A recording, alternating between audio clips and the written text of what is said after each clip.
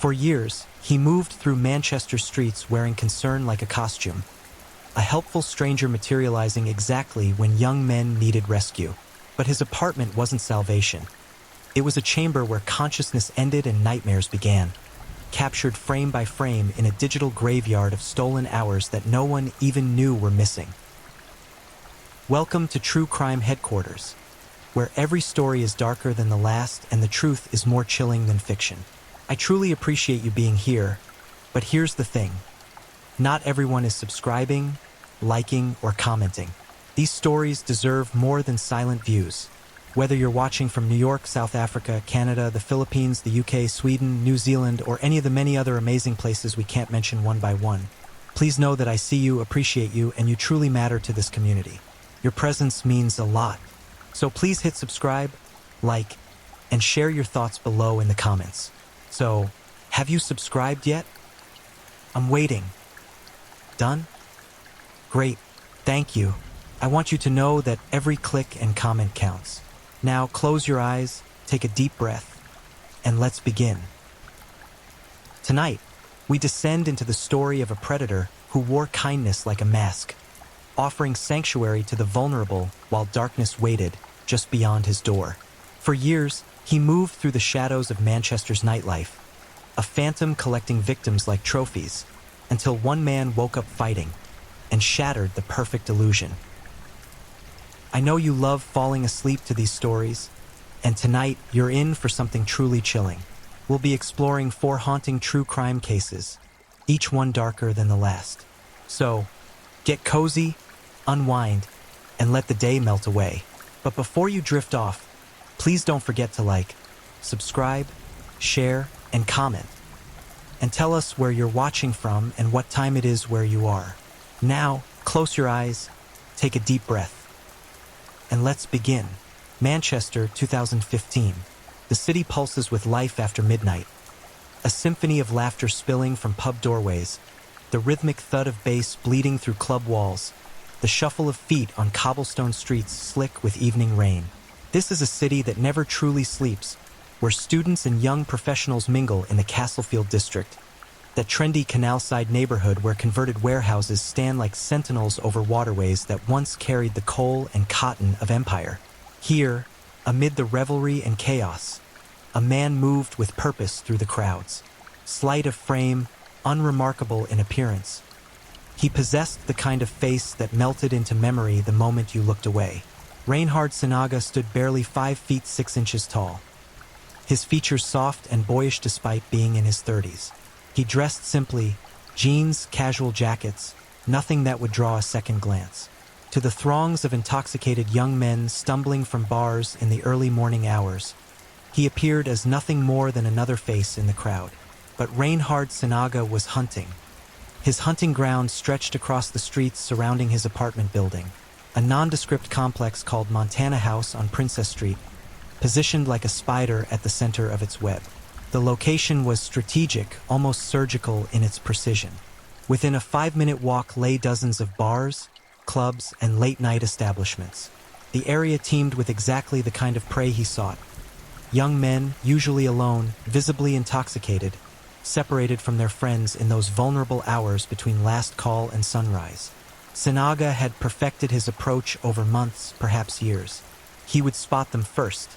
The stumbling gait, the unfocused eyes, the telltale signs of someone who had pushed their alcohol tolerance to its limit. Then came the offer, delivered with concern that seemed genuine, practiced until every inflection rang with sincerity. "Are you all right, mate? You look rough. My flat's just round the corner. Come up, have some water, charge your phone, call a cab." The Good Samaritan, the helpful stranger, the guardian angel appearing precisely when needed most. Young men accepted these offers because they had been raised to trust certain social contracts. A fellow reveler offering help triggered no alarm bells. Sinaga possessed none of the stereotypical markers society had taught them to fear. He was smaller than them, non-threatening in stature, his voice gentle and reassuring. Many would later struggle to reconcile the monster with the memory of that soft-spoken man who had seemed so genuinely concerned for their welfare. The apartment at Montana House became his chamber of horrors, though nothing about it suggested such darkness. Flat 5 was modest, decorated with the impersonal touches of temporary student housing.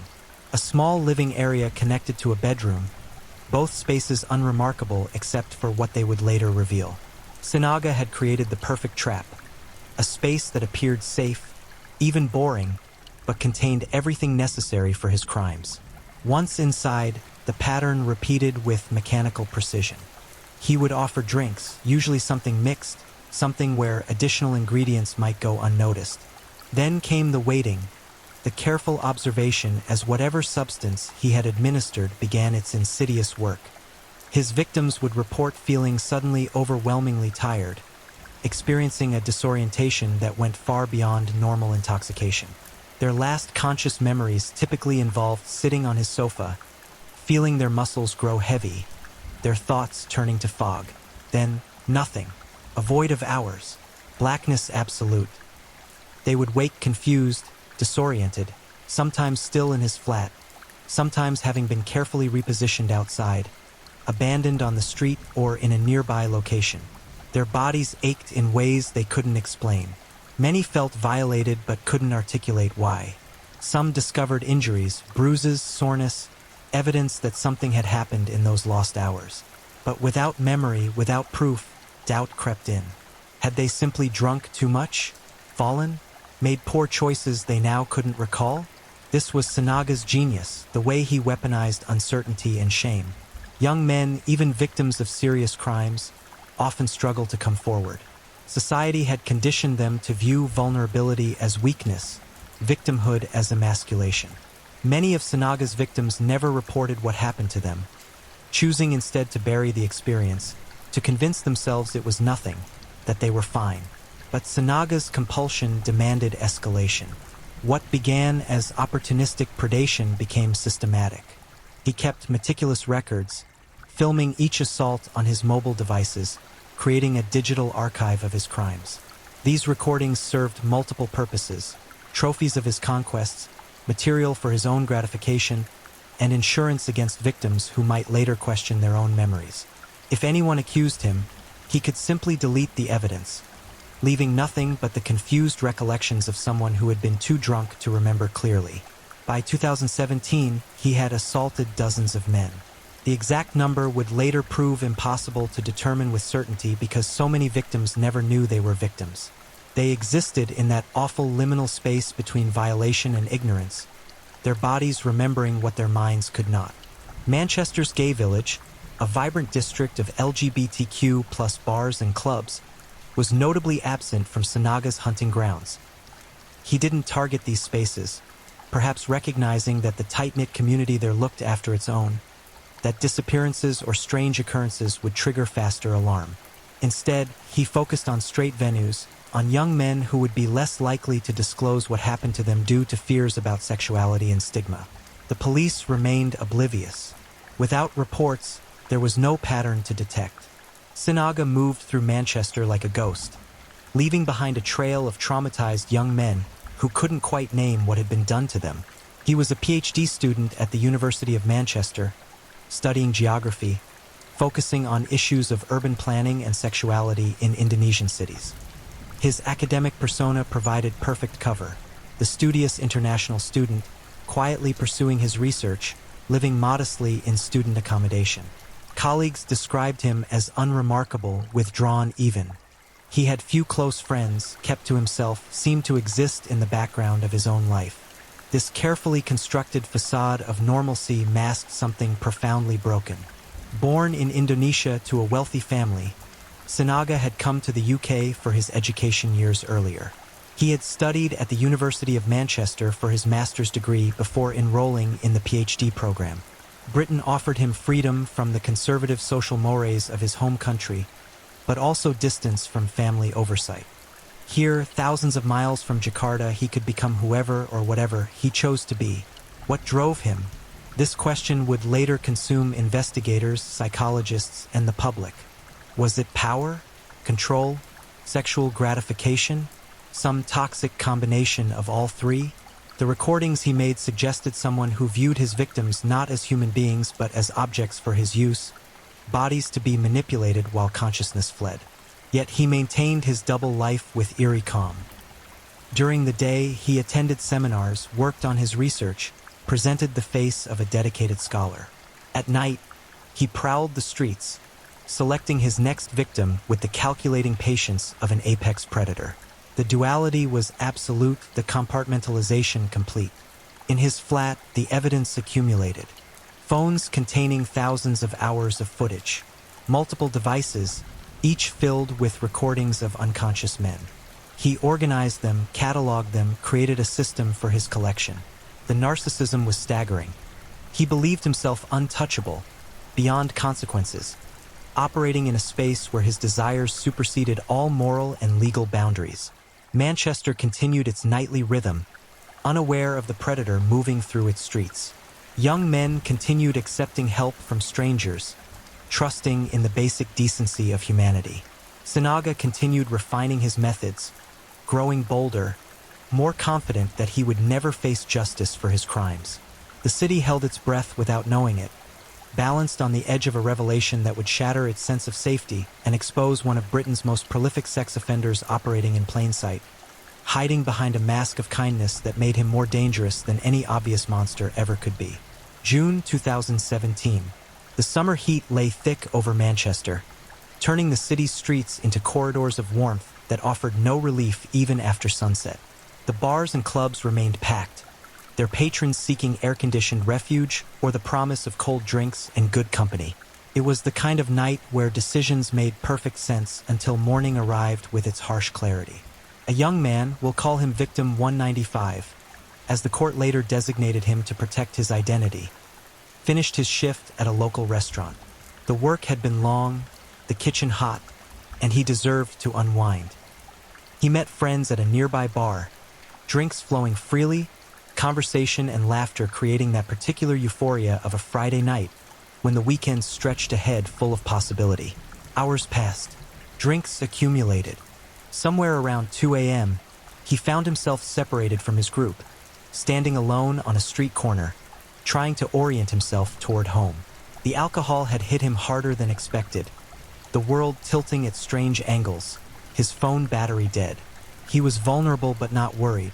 This was Manchester, after all, and people looked out for each other. Then came the voice, soft and concerned. "You all right there? You don't look so good." Reinhard Sinaga approached with his practiced expression of worry, his body language open and non-threatening. The young man, let's call him Jack, squinted at the stranger who seemed genuinely interested in his welfare. "My flat's just over there," Sinaga continued, gesturing vaguely down the street. "Come up. Have some water, charge your phone. You can call someone to pick you up." Jack hesitated. Some instinct, some deep survival mechanism whispered caution. But Sinaga looked harmless, and the offer seemed reasonable. Besides, Jack needed to charge his phone, needed to figure out how to get home. 5 minutes, he told himself, just long enough to sort himself out. The walk to Montana House took less than 3 minutes. The building looked ordinary, exactly the kind of student accommodation block that dotted this area of the city. They rode the elevator in silence, Sinaga making small talk about the weather, about how crazy the bars got on weekends. Everything about the interaction felt normal, mundane even. The flat was small but tidy. Sinaga offered water, which Jack accepted gratefully. They sat in the living room, Sinaga chattering about nothing important while Jack focused on the phone charger, willing his device to power up quickly so he could call a cab and leave. Then came the drink. "Here," Sinaga said, handing him something mixed. "You look like you need something stronger to help you feel better." Jack drank it. The liquid tasted bitter beneath the mixer, but he attributed this to his palate being dulled by alcohol. Within minutes, a strange heaviness began spreading through his limbs. This felt different from being drunk. More total, more disconnecting. His thoughts scattered like leaves in wind. The room began to spin, not with the pleasant dizziness of intoxication, but with something more sinister, more absolute. His last clear memory was of Sinaga's face watching him, that gentle expression transforming into something else, something satisfied and predatory. Then darkness swallowed him whole. But here the pattern broke. Here the story diverged from the countless others that had come before. Jack woke up, not hours later, arranged carefully on a street corner or tucked back into Sanaga's sofa. Not with the disorientation and confusion that marked every previous victim. He woke up during the assault, consciousness returning like a thunderclap, his body suddenly registering what was being done to it. Horror flooded through him, followed immediately by rage. Unlike Sanaga's other victims, Jack was an athlete, his body strong despite the drugs coursing through his system. The chemically induced paralysis began to break, his muscles responding to commands from a brain that was now fully, terrifyingly aware. He fought. The physical struggle was brief but violent. Jack, larger and stronger than his attacker, threw Sanaga off him with desperate strength. Sanaga, shocked that one of his victims had regained consciousness, tried to de-escalate, to confuse, to regain control of the situation. But Jack was operating on pure survival instinct now. He struck Sanaga repeatedly, his fists connecting with the smaller man's face and body. Blood spattered, furniture overturned. The neat, controlled space of Sanaga's apartment erupted into chaos. Jack was beyond rational thought, operating in that primal space where the body simply fights to survive, to escape, to destroy the threat. Sanaga crumpled under the assault, and Jack ran, bursting out of the flat, down the stairs, into the street. He was bleeding, half-dressed, his mind still foggy from whatever substance had been forced into his system. But he was alive, and he was conscious, and he knew with absolute certainty that something monstrous had just happened to him. Witnesses saw him emerge from Montana House, his condition alarming. Someone called the police.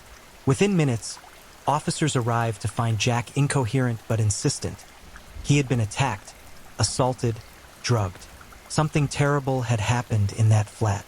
The police took his statement seriously. They could see he was genuinely traumatized, his physical state suggesting something far beyond a simple bar fight. When they went to Flat 5 to investigate, they found Reinhard Sanaga injured, bleeding, spinning his own version of events, that Jack had been a consensual partner who had attacked him unprovoked when he tried to leave. But the officers sensed something wrong. The power dynamic felt off. Sanaga's explanation didn't match the visceral fear they had witnessed in Jack. They made the decision to treat this as a serious sexual assault, to investigate properly rather than dismissing it as a dispute between two men after a hookup gone wrong. That decision, that choice to believe the victim and dig deeper, would prove to be the thread that unraveled everything. They seized Sanaga's phones as evidence. Standard procedure in a sexual assault investigation. The devices were sent to digital forensics teams, experts who would examine them for evidence related to Jack's assault. What they found defied belief. The forensic examiners began pulling data from the phones, expecting perhaps to find messages or photos related to the incident. Instead, they discovered thousands upon thousands of video files.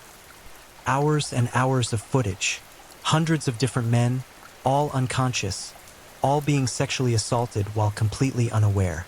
The lead investigator, Detective Constable Ian Rowbottom, would later describe the moment he first understood the scale of what they had uncovered.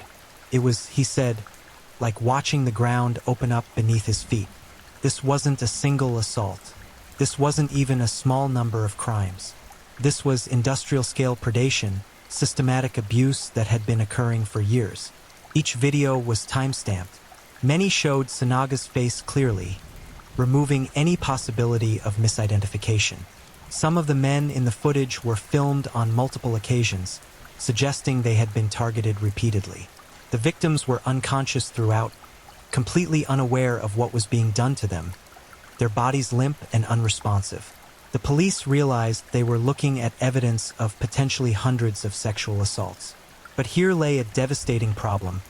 Most of these men had no idea they had been victimized. They had woken up with hangovers, with vague feelings of disorientation, but without any conscious memory of assault.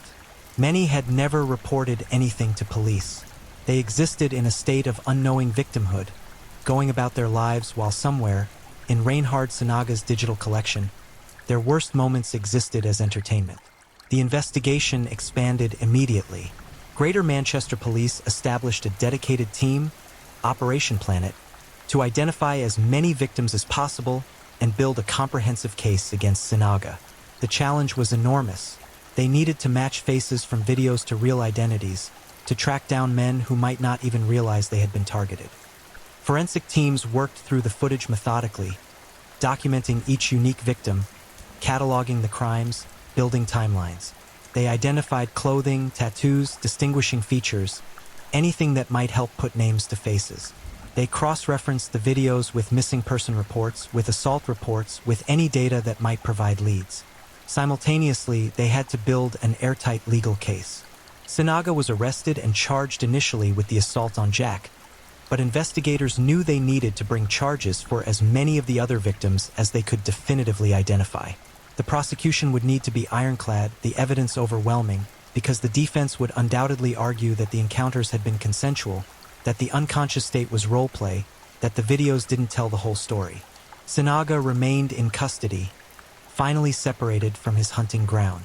But the damage he had inflicted continued to ripple outward. In police stations, investigators watched those videos, bearing witness to crimes that made even experienced officers struggle to process what they were seeing. The psychological toll on the investigative team was severe. Counseling was made available, mandatory even, for those exposed to the worst of the footage. Meanwhile, the difficult work of victim identification began in earnest. Police started reaching out to men whose faces had appeared in the videos, knock on doors, making phone calls, shattering lives with revelations that would force complete strangers to confront a horrifying truth. They had been raped, repeatedly in some cases, and never known it. The awakening wasn't just Jack's. It was happening across Manchester, one victim at a time. The walls of Greater Manchester Police Headquarters became covered with faces. Printed stills from Reinhard Sinaga's video collection, arranged chronologically, creating a gallery of horror that grew larger with each passing day. Operation Planet had become one of the most extensive sexual assault investigations in British history, and the team assigned to it knew they were racing against time. Every video had to be watched, analyzed, documented. Forensic specialists spent months in darkened rooms, combing through the footage frame by frame, looking for identifying details that might help them put names to the unconscious faces on screen. A tattoo on a shoulder, a distinctive piece of clothing, a phone case left visible in the frame, anything that might provide a lead. The psychological weight of this work cannot be overstated. These were not abstract crime scene photos or clinical autopsy reports. These were hours upon hours of actual rapes, captured in high definition, some lasting throughout the night as Sinaga returned repeatedly to his victims' unconscious bodies. The investigators watching this material bore witness to crimes in real time, seeing every moment of violation, every adjustment Sinaga made to better position his cameras, every casual moment where he checked his victim's level of consciousness by lifting an eyelid or moving a limb. Detective Constable Ian Rowbottom, who led the investigation, described the footage as the most disturbing material he had encountered in decades of police work. Some videos showed Sinaga speaking to his unconscious victims, talking to them as if they could hear him, creating a one-sided dialogue that revealed his complete disconnect from their humanity. Others showed him taking breaks between assaults to check his phone, to eat snacks, treating the ongoing crime with casual indifference. But the videos also provided irrefutable evidence. Sinaga had documented his own crimes with obsessive thoroughness, creating an archive that would prove his undoing. Each video contained metadata, timestamps, device information, sometimes even location data. The phones themselves revealed patterns of behavior, searches for specific types of victims, evidence of premeditation and planning. The identification process moved forward through multiple channels.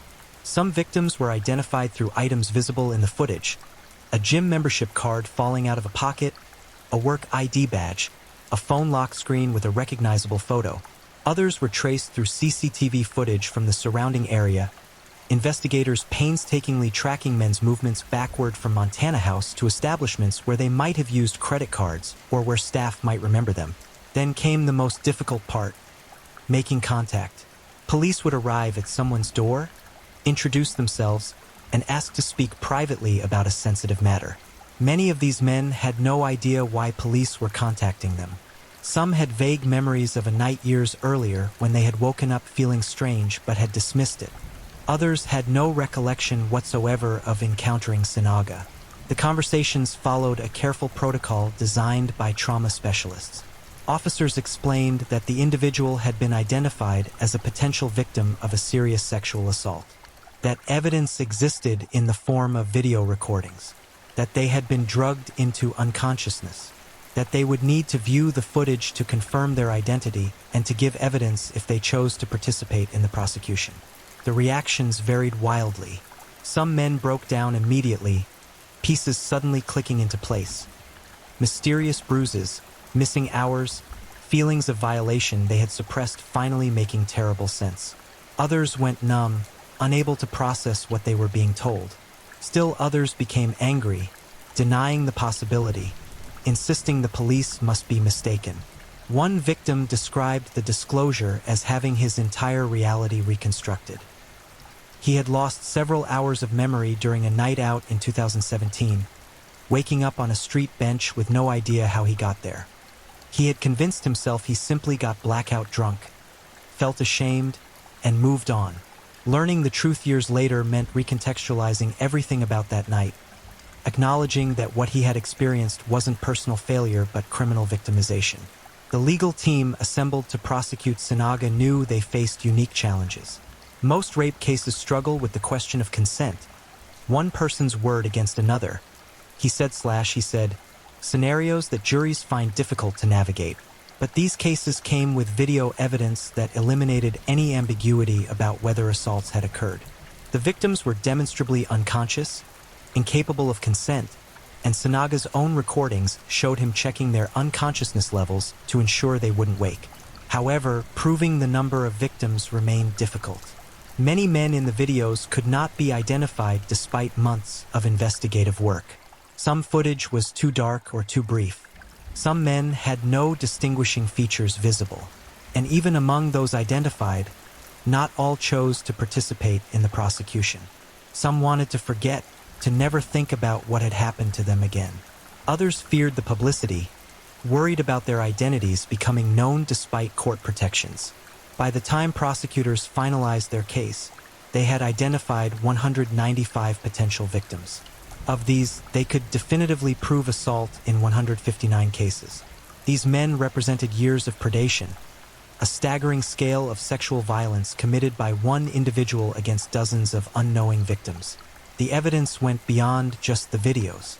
Police discovered that Sinaga had used multiple dating apps, not to arrange consensual encounters, but to identify potential victims. He would browse profiles of men in the Manchester area, noting their frequented locations, their work schedules, their drinking habits. This reconnaissance helped him predict where vulnerable targets might appear and when. His search history painted the picture of someone obsessed with unconscious victims specifically. He had looked for information on sedative drugs, on their effects and durations. He had researched legal penalties for sexual assault in the UK, seemingly trying to understand what consequences he might face if caught. He had joined online forums where predators shared techniques, though he never actively posted, apparently content to learn from others while keeping his own activities secret. Financial records revealed purchases of GHB, the so-called date rape drug, from dark web marketplaces. Sinaga had been acquiring these substances for years, building a supply that he kept carefully hidden in his flat. The drug was perfect for his purposes, colorless, nearly tasteless when mixed with other drinks, producing rapid unconsciousness and amnesia. Victims dosed with GHB often had no memory of what happened to them, and the drug metabolized quickly, usually clearing from the system within hours, leaving no trace for forensic testing if victims didn't report immediately. Investigators also examined Sinaga's academic life, looking for any warning signs that might have been missed. His PhD supervisor was interviewed, expressing shock at the allegations. Sinaga had been a quiet but dedicated student, his research progressing adequately if unspectacularly. He attended classes, participated in departmental activities when required, but remained on the periphery of academic social life. No one had noticed anything amiss. His family in Indonesia was contacted as part of the investigation. They were affluent, well-respected, devastated by the allegations. They insisted they had no idea about any of this, that Reinhard had always been a quiet, obedient son who had gone to Britain to pursue educational opportunities. The family's wealth meant he never struggled financially. They sent him money regularly, inadvertently funding his ability to live independently and commit crimes without the scrutiny that financial stress might have brought. The prosecution team prepared for trial knowing they had an overwhelming case, but also knowing the sheer scale of it might work against them. How do you present 159 cases of rape in a way that allows each victim's experience to be acknowledged while not overwhelming the jury? They decided on a strategy of trying Sinaga in multiple trials, grouping the charges to make each case manageable while still demonstrating the pattern of behavior. Sinaga's defense team faced an almost impossible task. The evidence was incontrovertible. Their client had filmed himself committing the crimes. Their only option was to try to argue that somehow, impossibly, these unconscious men had consented to both the drugs and the assaults, that the videos showed role-play scenarios rather than genuine crimes. It was an argument that insulted the intelligence of everyone involved, but it was the only defense available. Sinaga himself maintained this position, claiming in police interviews that all of his victims had been willing participants in consensual encounters involving chemsex, sex while using drugs. He portrayed himself as a victim of a moral panic, insisting that the police and prosecution simply didn't understand the culture of certain gay communities. This defense fell apart immediately when confronted with the fact that most of his victims identified as heterosexual and had no history of seeking out same-sex encounters. It crumbled further when videos showed him literally checking victims' pupils, lifting eyelids to confirm they were deeply unconscious before proceeding. It became absurd when confronted with victims' testimony about waking up with no memory, with his DNA inside them, with evidence of assault they never agreed to. As the trial date approached, Operation Planet had assembled one of the most comprehensive prosecutions in British legal history.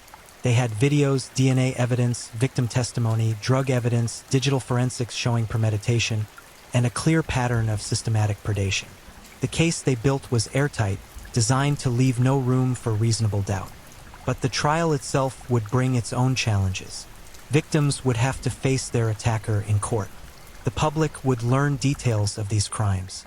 And Britain would have to confront an uncomfortable truth about the vulnerability of young men, about how easily predators can operate undetected, and about how society's assumptions about who can be a victim and who can be a predator allowed Reinhard Sinaga to harm so many for so long.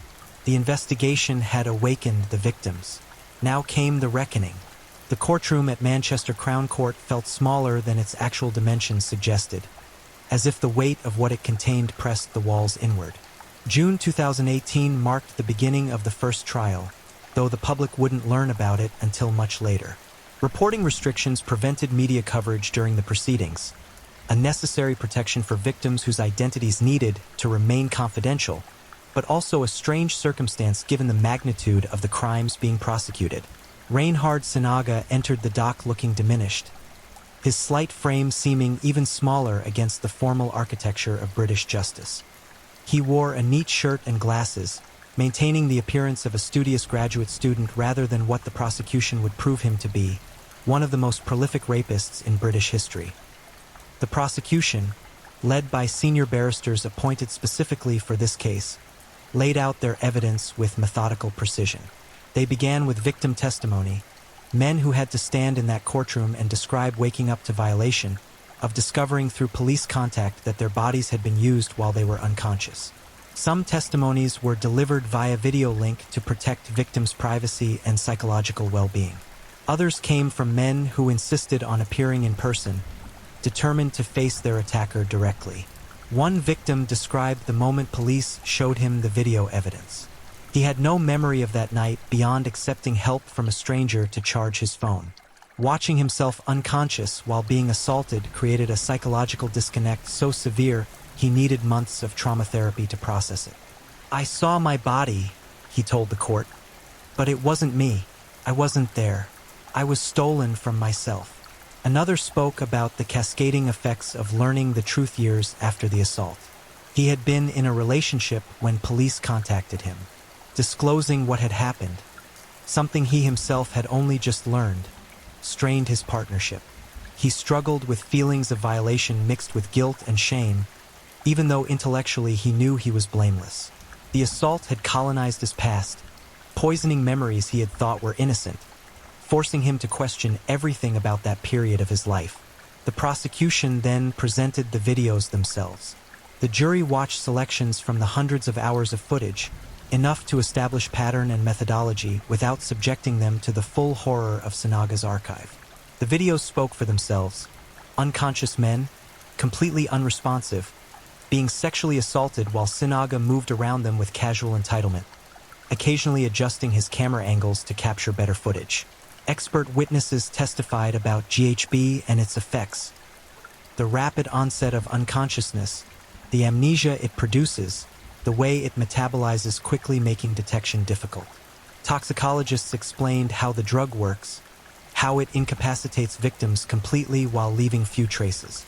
The jury learned how Sinaga had weaponized chemistry itself, using substances to transform victims into objects incapable of resistance or even awareness.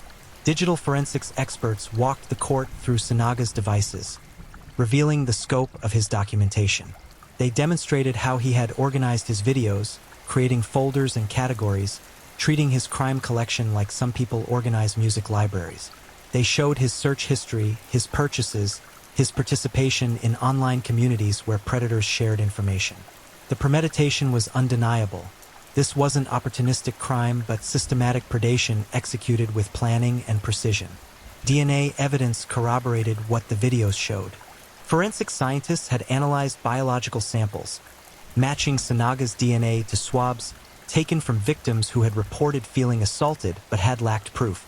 The science was irrefutable, creating a web of evidence that trapped Sinaga completely. The defense's case collapsed under this mountain of proof. Their attempts to suggest consent were demolished by the obvious unconsciousness of the victims. Their efforts to portray Sinaga sympathetically fell flat against the calculating cruelty displayed in the videos. Cross-examination of victims yielded nothing useful. These men had no memory to be challenged, no stories to be picked apart. They had been unconscious. The videos proved it. There was no ambiguity to exploit.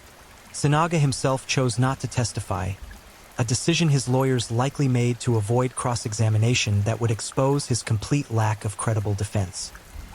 His silence in court contrasted with the extensive evidence of his voice in the videos, creating an eerie disconnect between the quiet figure in the dock and the predator captured on film.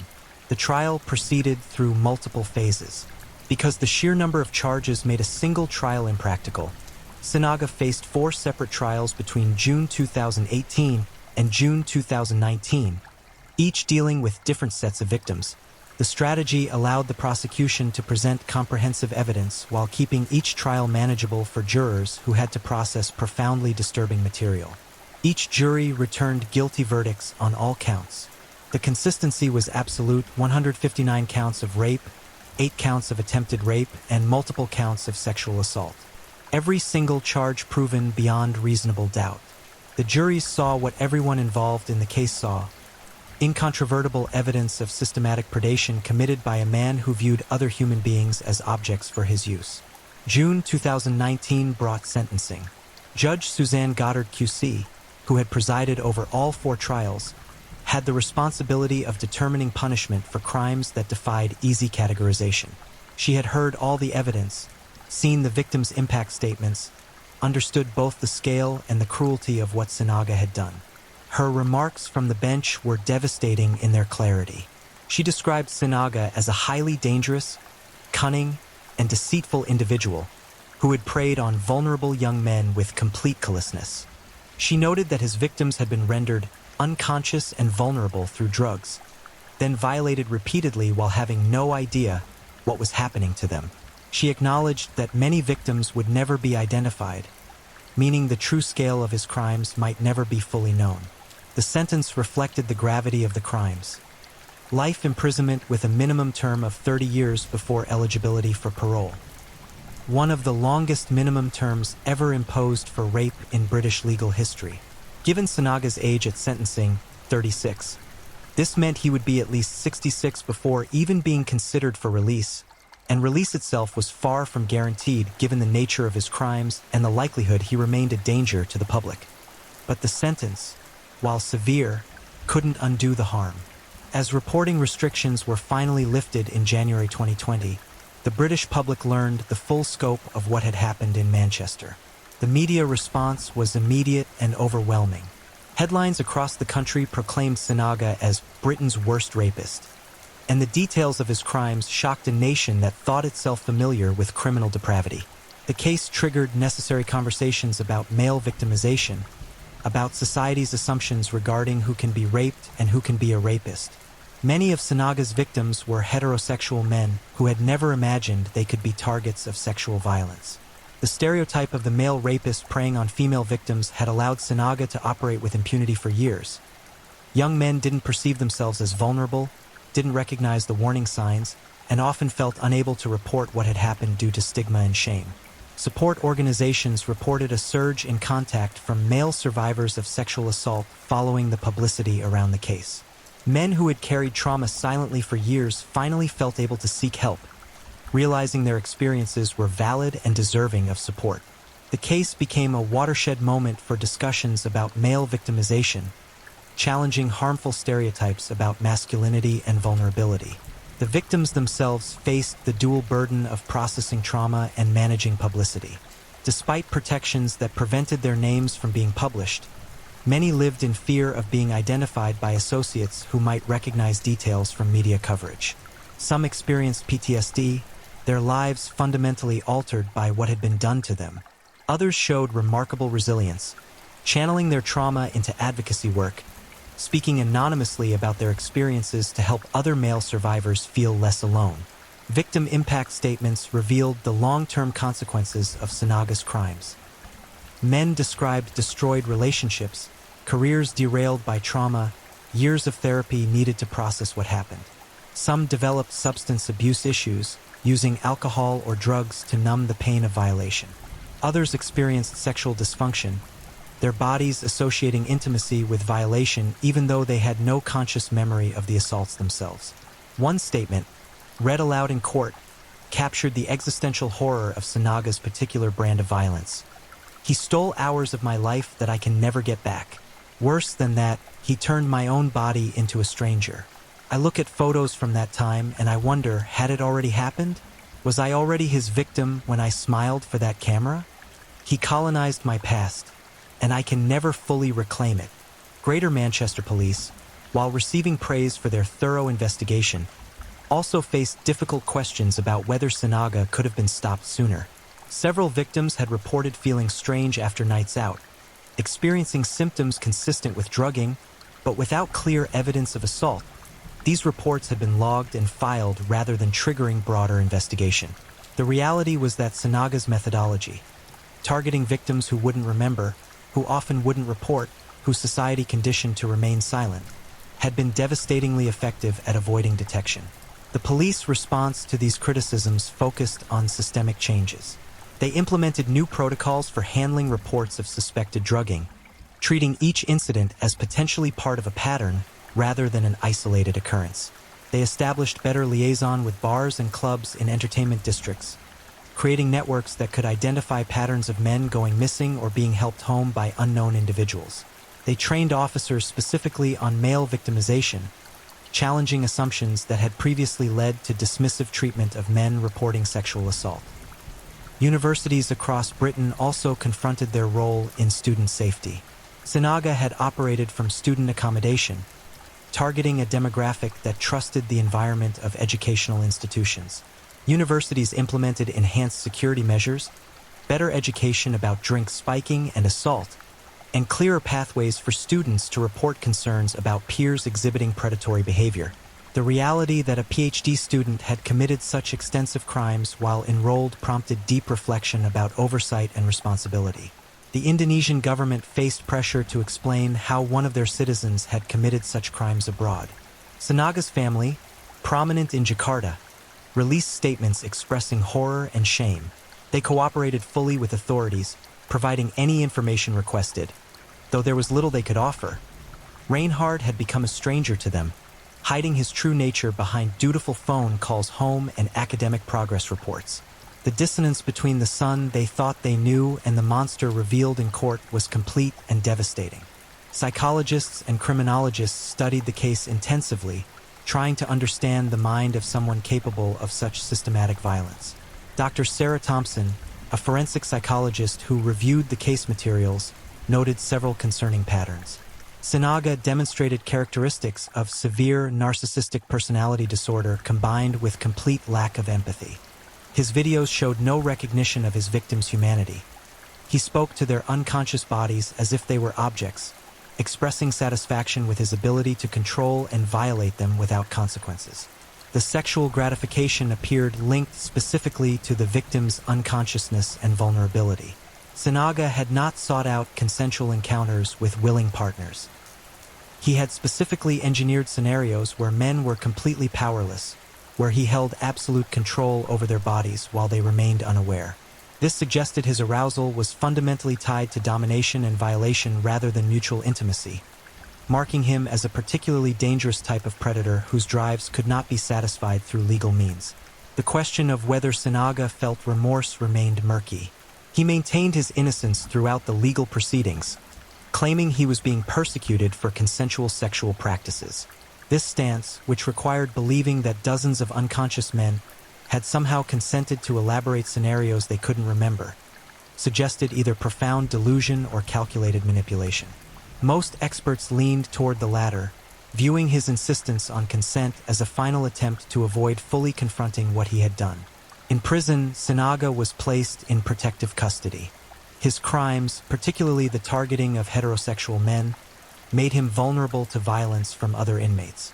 Reports filtered out that he maintained his quiet demeanor behind bars, keeping to himself, showing no outward signs of the predator he had been. Prison psychologists assessed him regularly, preparing reports that would eventually factor into any parole hearings decades in the future. The victims continued their individual journeys toward healing, though healing proved to be a complex and incomplete process. Some found solidarity with others who had been targeted, forming support networks where they could discuss their experiences with people who truly understood. These connections proved vital, in a society still uncomfortable discussing male victimization. Finding others who shared that specific trauma created space for authentic processing and recovery. Others preferred isolation, wanting to move past the experience rather than continuously engaging with it. They returned to their lives, seeking normalcy even as they carried the knowledge of what had been done to them. Some succeeded in compartmentalizing, treating the assault as a terrible thing that happened but didn't define them. Others struggled, finding that trauma has its own timeline, emerging unexpectedly months or years later to disrupt carefully rebuilt lives. The unidentified victims haunted everyone involved in the case. Police estimated that Sinaga had assaulted at least 195 men, but they could only identify 159. Somewhere out there, dozens of men remained unaware they had been violated. They might experience unexplained anxiety around certain situations, might have vague, uncomfortable feelings about a night they can't quite remember, but without knowing the truth, they couldn't even begin to process what happened to them. This raised ethical questions that had no easy answers. Should police make public appeals with images from the videos, trying to identify remaining victims? Such efforts might provide closure and access to support services, but they also risked re-traumatizing men who might prefer never knowing. The decision was made to continue quiet identification efforts while respecting the reality that some victims might never be found, might never know, might live out their lives with the assault remaining in that liminal space between happened and unknown. The broader cultural impact of the case continued to unfold.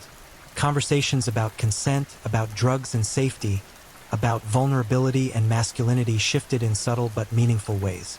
Young men became more cautious about accepting help from strangers, more aware that they too could be targets of predatory violence. Some criticized this increased wariness as paranoia, but those who had studied the case understood it as appropriate risk awareness. Sinaga had proven that predators could look like anyone, that danger didn't announce itself with obvious warning signs. The case also influenced legal discussions about sentencing for sexual offenses. Sinaga's 30-year minimum term was unprecedented. but some argued it was still insufficient given the scale of his crimes. If each rape of an unconscious victim warranted significant prison time, and he had committed at least 159 such rapes, how could any sentence truly reflect the cumulative harm he had inflicted? These debates highlighted the limitations of criminal justice systems designed around individual crimes when confronted with industrial-scale victimization.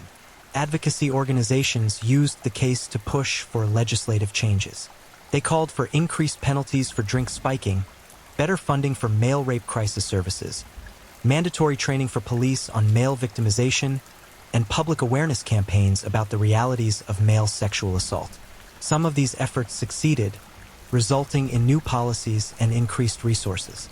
Others remained aspirational, goals to work toward in a society still struggling to fully acknowledge male vulnerability.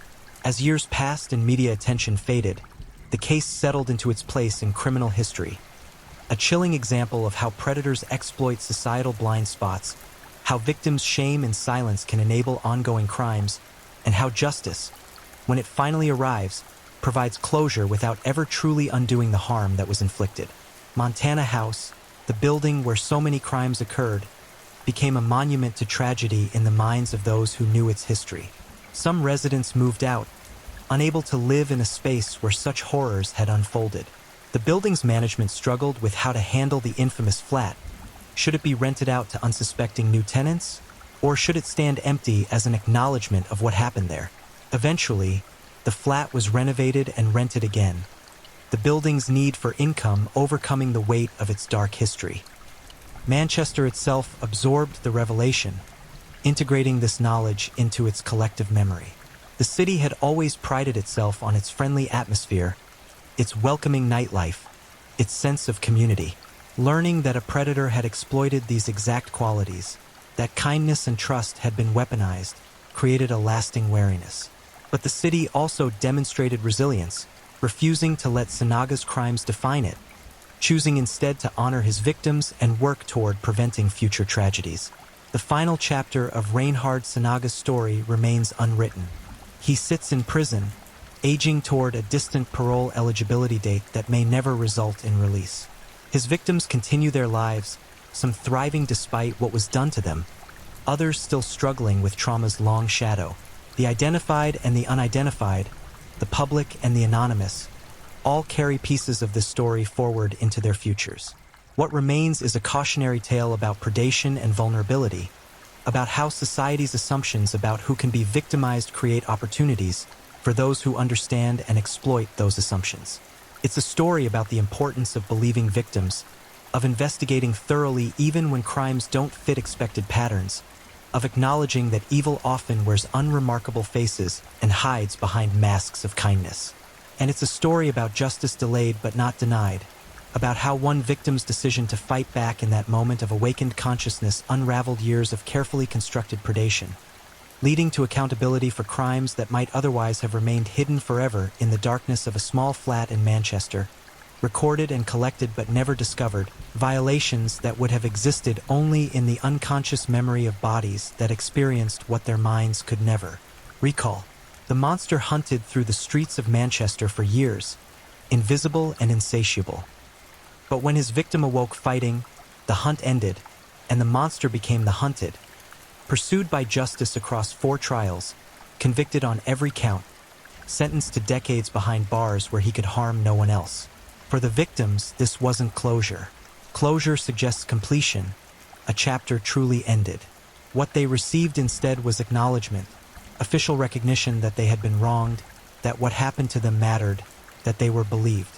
Sometimes, in the long aftermath of terrible crimes, acknowledgement is the closest thing to justice that survivors can hold. And so the story ends not with resolution but with continuation. Lives moving forward, carrying trauma but not defined by it. The memory of Manchester's invisible predator fading gradually from headlines while remaining carved into the histories of those whose bodies he violated while they slept unknowing in that small flat where kindness concealed cruelty, and the offer of help became the prelude to horror. Tonight, we've walked through the territory of a predator who understood that the most dangerous disguises are those of normalcy and kindness. Reinhard Sinaga proved that monsters don't always announce themselves with obvious malevolence. Sometimes they offer to charge your phone, to let you rest, to help you get home safely. His victims were not careless or foolish. They were human, trusting in the basic decency that holds society together. That trust was weaponized against them by someone who viewed compassion as weakness to exploit. The case reminds us that vulnerability is universal, that assault knows no gender, and that justice, though sometimes slow and incomplete, can still arrive for those brave enough to fight for it, whether that fight happens in a moment of awakening or in the long aftermath of trauma.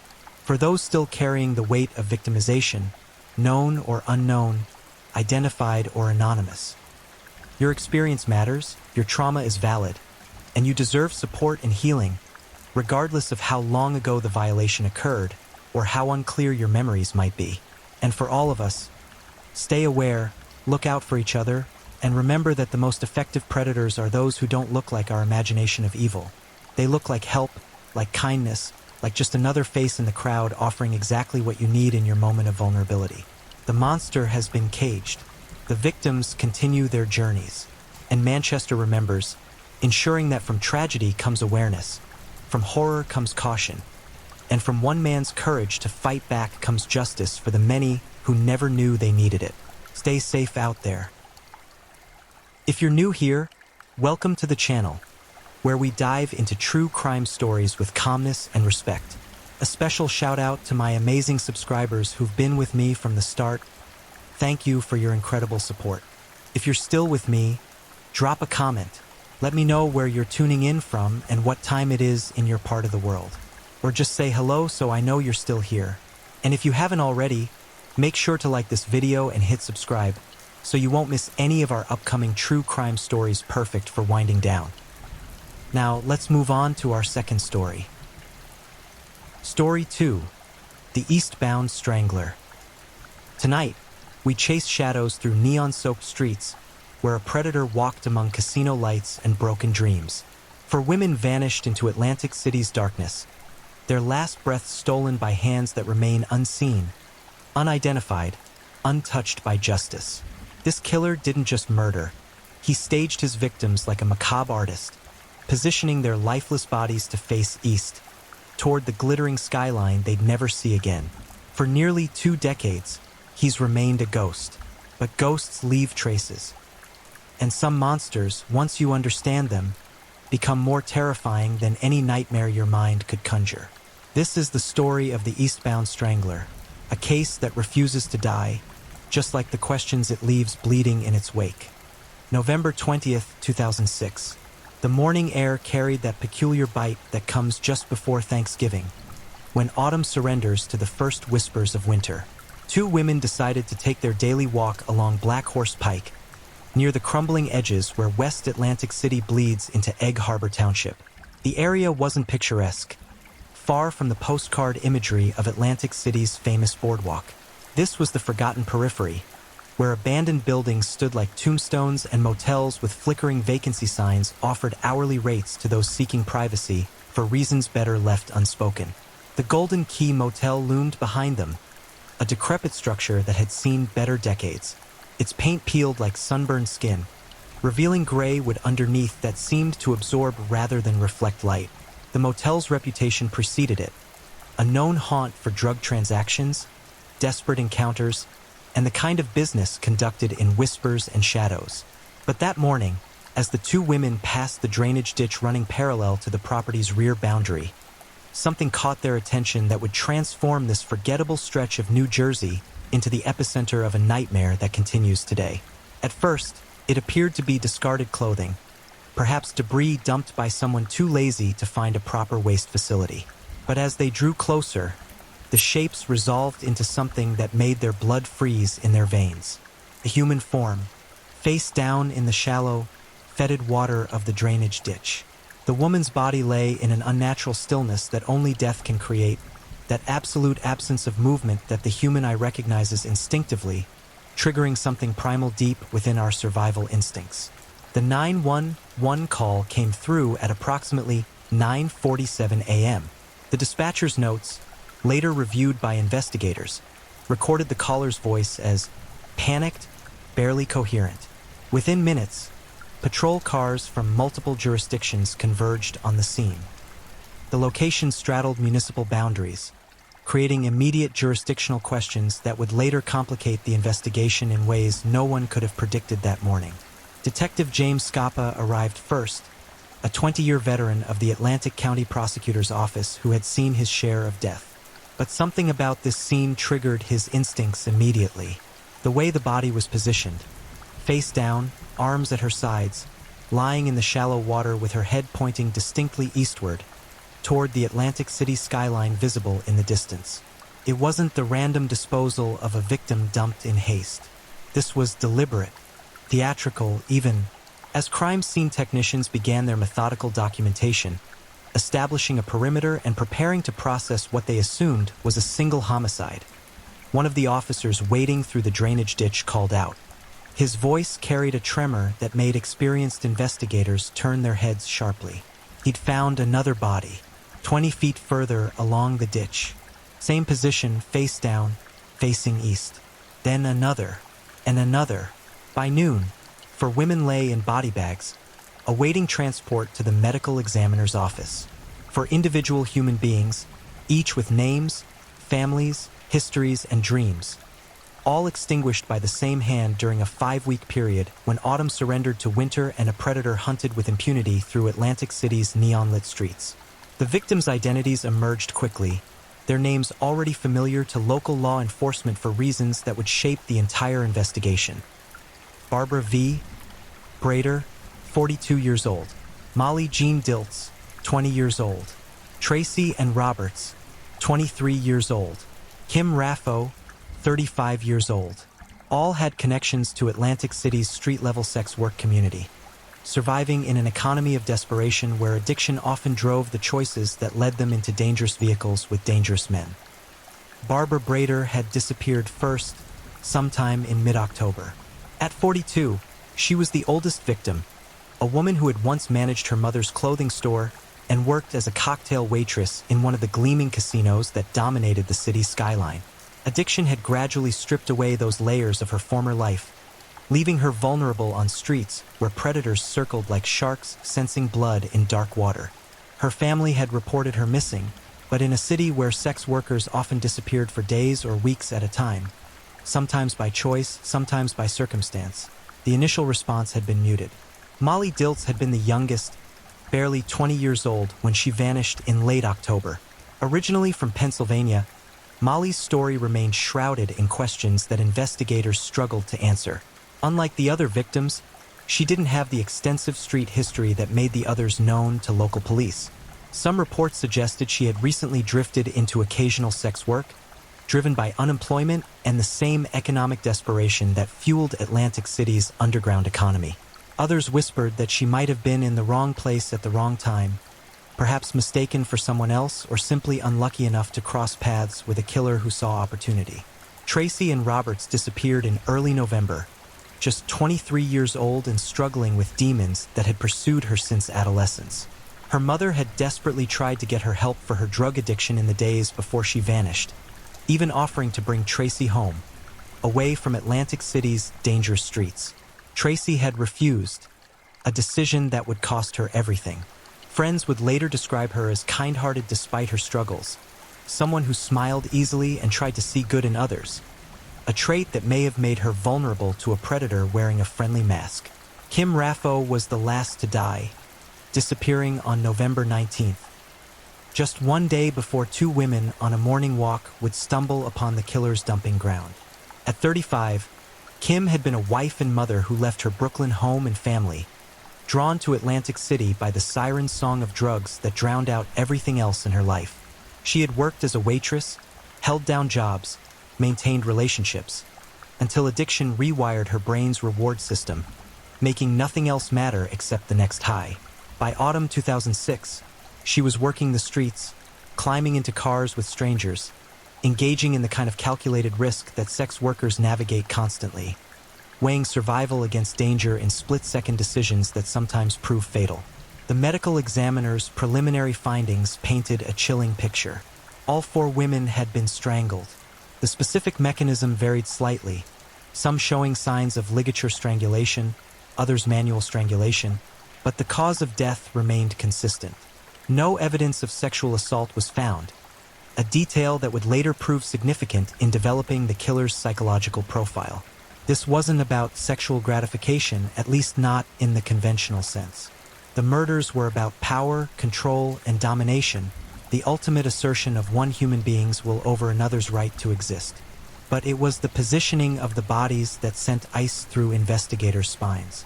Each woman had been carefully placed face down in the drainage ditch, their heads pointing east toward the Atlantic City skyline.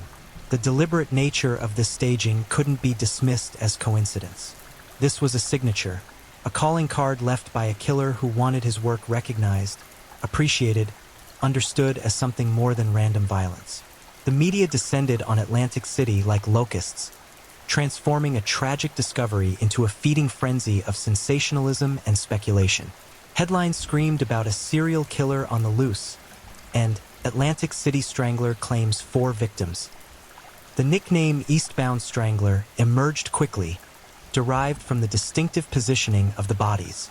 It rolled off the tongue with the kind of sinister poetry that the public devours, transforming real human tragedy into consumable entertainment.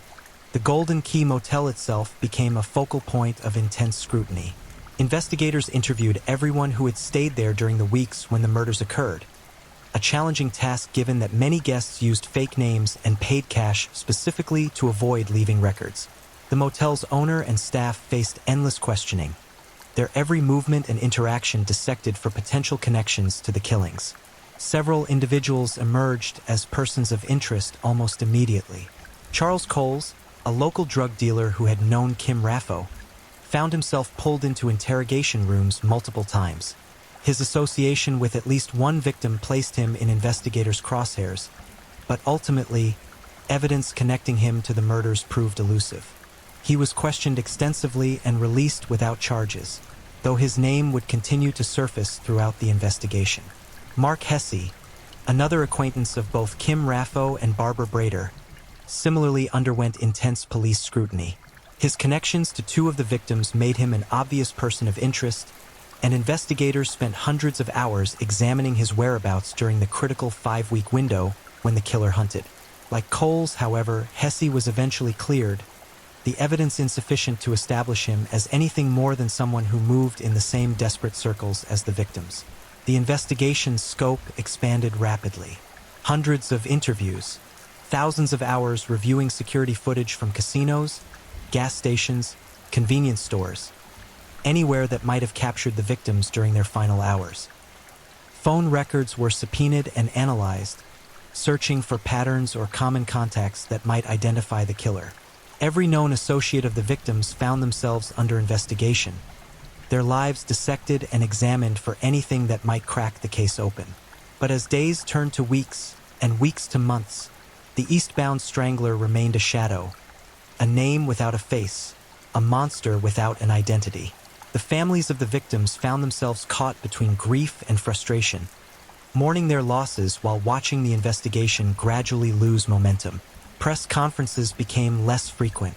Detectives moved on to other cases.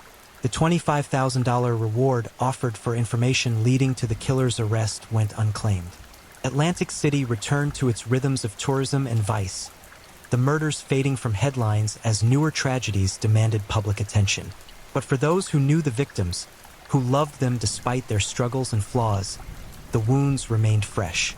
Barbara's family remembered her infectious laugh and the way she had once dreamed of owning her own business. Molly's parents mourned the daughter they had lost twice, first to whatever circumstances brought her to Atlantic City's streets, then to the killer who ended her life before she could find her way home. Tracy's mother lived with the devastating knowledge that her daughter had called her for help just days before disappearing. That maybe, possibly, things could have been different. And Kim's children grew up without their mother, never fully understanding why she left, why addiction proved stronger than maternal love, why some stranger decided she didn't deserve to live. The Eastbound Strangler had claimed 4 lives that autumn in 2006, but his true victim count extended far beyond those 4 women lying in a drainage ditch, their faces pointing toward a city of lights they'd never see again. He had murdered families' peace, community's sense of safety, and justice itself. And somewhere, he walked free, carrying his secrets, perhaps reliving his crimes in the privacy of his own mind, wondering if anyone would ever connect the dots and come knocking on his door. The task force assembled to hunt the eastbound strangler represented some of the most experienced homicide investigators in New Jersey. Atlantic County Prosecutor's Office, Egg Harbor Township Police, Atlantic City Police Department, New Jersey State Police. All contributed personnel to an investigation that quickly ballooned into one of the most intensive manhunts in the region's history. But catching a killer requires more than manpower and determination. It requires evidence, and evidence was proving frustratingly scarce. The drainage ditch where the bodies were discovered became a crime scene that stretched hundreds of yards, every inch painstakingly processed for potential evidence. Crime scene technicians waded through the fetid water, screening debris for anything that might connect to the killer. Cigarette butts, discarded clothing, random trash, all of it collected, cataloged, and analyzed. The surrounding area was searched with equal intensity, investigators pushing through overgrown vegetation and abandoned lots, searching for anything the killer might have left behind. Forensic evidence from the bodies themselves proved limited in ways that frustrated investigators at every turn. The victims had been exposed to water and environmental elements that degraded potential trace evidence. DNA technology in 2006, while advanced compared to earlier decades, still had limitations. Touch DNA, the microscopic skin cells left behind by simple contact, was only beginning to gain traction as a reliable forensic tool. And the killer appeared to have been careful, leaving behind no obvious forensic signature that could be entered into databases or used to generate leads. The strangulation method itself provided some investigative insights. Manual strangulation requires sustained effort and proximity. The killer had looked into his victims' eyes as their lives faded, felt their struggles weaken, held pressure on their throats for the minutes required to ensure death. This wasn't the distant violence of a shooter or the frenzied attack of someone who killed in a rage-fueled moment and fled. This was intimate, controlled, and deeply disturbing in its implications about the killer's psychology. Ligature strangulation in some cases suggested premeditation. The killer brought tools with him, planned the murders, approached his victims with lethal intent already crystallized in his mind. This wasn't someone killing prostitutes because a transaction went wrong or an argument escalated. This was someone who hunted them deliberately, selecting victims who fit specific criteria that only he understood. Criminal profilers from the FBI's Behavioral Analysis Unit were consulted. Their expertise sought to develop a psychological profile of the eastbound strangler. The profile that emerged painted a picture of a killer likely male, probably white given the racial demographics of the victims, possibly aged 25 to 45 years old. Someone with sufficient social skills to approach sex workers without triggering their well-honed danger instincts. Someone who might have a history of violence against women, though possibly not extensive enough to have generated a significant criminal record. The positioning of the bodies, all facing east, suggested a killer with ritualistic elements to his murders. This wasn't practical. It served no purpose beyond the symbolic. Some profilers suggested religious or spiritual significance, the east representing rebirth, sunrise, new beginnings. Perhaps the killer saw his murders as some twisted form of liberation, releasing these women from lives of addiction and desperation. Or perhaps the symbolism was personal, meaningful only within the killer's own internal logic, a signature that satisfied some psychological need to mark his work as distinctive. The lack of sexual assault complicated the profile. Many serial killers who target sex workers do so because these victims satisfy both violent and sexual urges while also being vulnerable and less likely to be immediately missed. But the eastbound strangler appeared motivated by something else.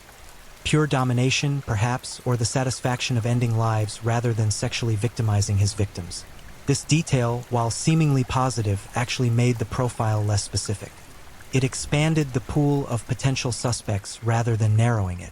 Investigators conducted hundreds of interviews with sex workers still working Atlantic City's streets, trying to identify men who might have exhibited threatening behavior or made statements suggesting knowledge of the murders. These interviews proved challenging for numerous reasons. Sex workers, particularly those struggling with addiction, often have fragmented memories and chaotic lives that make reliable testimony difficult. Many used aliases and operated with a level of secrecy designed to protect themselves from both police and dangerous clients. Trust was virtually non-existent. Many feared that cooperating with police might lead to arrests on outstanding warrants or expose them to retaliation. Yet slowly, a picture emerged of Atlantic City's dark underbelly during autumn 2006. A landscape of predatory men, transactional encounters in vehicles and cheap motel rooms. Constant negotiation between survival and danger. Several women reported men who had been violent or threatening, encounters that had terrified them but hadn't risen to the level of attempted murder. Names were collected, individuals tracked down and questioned, their alibis checked and backgrounds investigated. The Golden Key Motel remained central to the investigation. Its location, directly adjacent to where the bodies were discovered, seemed too coincidental to dismiss. Had the killer stayed there, worked there, simply known about the drainage ditch behind it and recognized it as a convenient dumping ground? The motel's guest records for the weeks surrounding the murders were seized and analyzed exhaustively. Credit card receipts, vehicle registrations, phone numbers, every data point was pursued. One guest who had stayed at the Golden Key during the critical time frame drew particular attention. James Dunn, whose girlfriend at the time implicated him in the murders through statements to police. According to her account, Dunn had exhibited suspicious behavior during the time period when the women disappeared, returning to their room at the motel late at night with scratches on his face and appearing agitated and paranoid.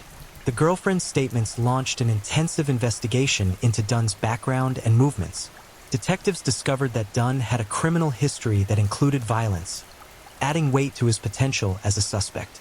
His physical description matched aspects of the profile, and his presence at the Golden Key placed him geographically proximate to the disposal site.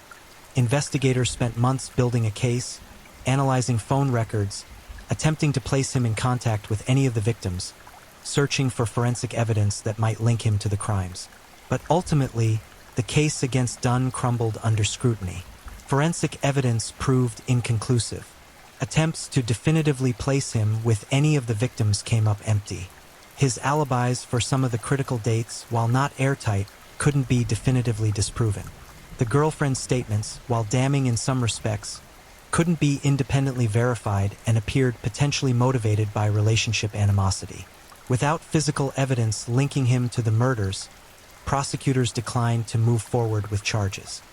The investigation expanded beyond Atlantic City itself, examining whether the eastbound strangler might be responsible for other unsolved murders in the region. Several cases involving dead sex workers found in New Jersey and neighboring states during the years surrounding 2006 were reviewed for potential connections. Could this killer have been operating longer than the 5-week window suggested by the 4 Atlantic City victims? Had he murdered before and simply not been recognized as a serial killer until the bodies were discovered together? This line of inquiry opened disturbing possibilities but yielded few concrete answers. Some cases shared similarities: victims involved in sex work, strangulation as cause of death, bodies dumped in areas removed from where they were last seen alive. But without DNA evidence or distinctive signatures linking the cases definitively, investigators couldn't determine whether they were looking at one prolific killer or multiple murderers who independently targeted vulnerable women. The Gilgo Beach case, emerging years later on Long Island, would eventually draw comparisons to the eastbound strangler murders. Between 1996 and 2011, multiple bodies of sex workers were discovered along Ocean Parkway near Gilgo Beach, eventually attributed to at least one and possibly multiple killers. The similarities were striking: coastal locations, victims involved in sex work, careful disposal of bodies, a killer or killers who operated with enough sophistication to avoid capture despite intensive investigations. In 2010, law enforcement officially investigated potential connections between the eastbound strangler and the Gilgo Beach killings. The geographic proximity between Atlantic City and Long Island, the similar victimology, and the time frames that potentially overlapped all suggested the cases might be related. Could one person be responsible for murders across multiple jurisdictions, selecting vulnerable women, killing them, and disposing of their bodies in areas where they might not be discovered for extended periods? Investigators analyzed evidence from both cases, looking for forensic links, similar patterns, anything that might indicate a single perpetrator. But ultimately, the connection was ruled out. The signatures were different enough, the forensic evidence sufficiently distinct, that authorities concluded they were dealing with separate killers. This conclusion would be revisited in 2023 following the arrest of Rex Heuermann in connection with the Gilgo Beach murders. But once again, prosecutors determined the cases were not linked. The revelation that Heuermann, a successful architect, had ties to Atlantic City briefly reignited hope that the eastbound strangler might finally be identified.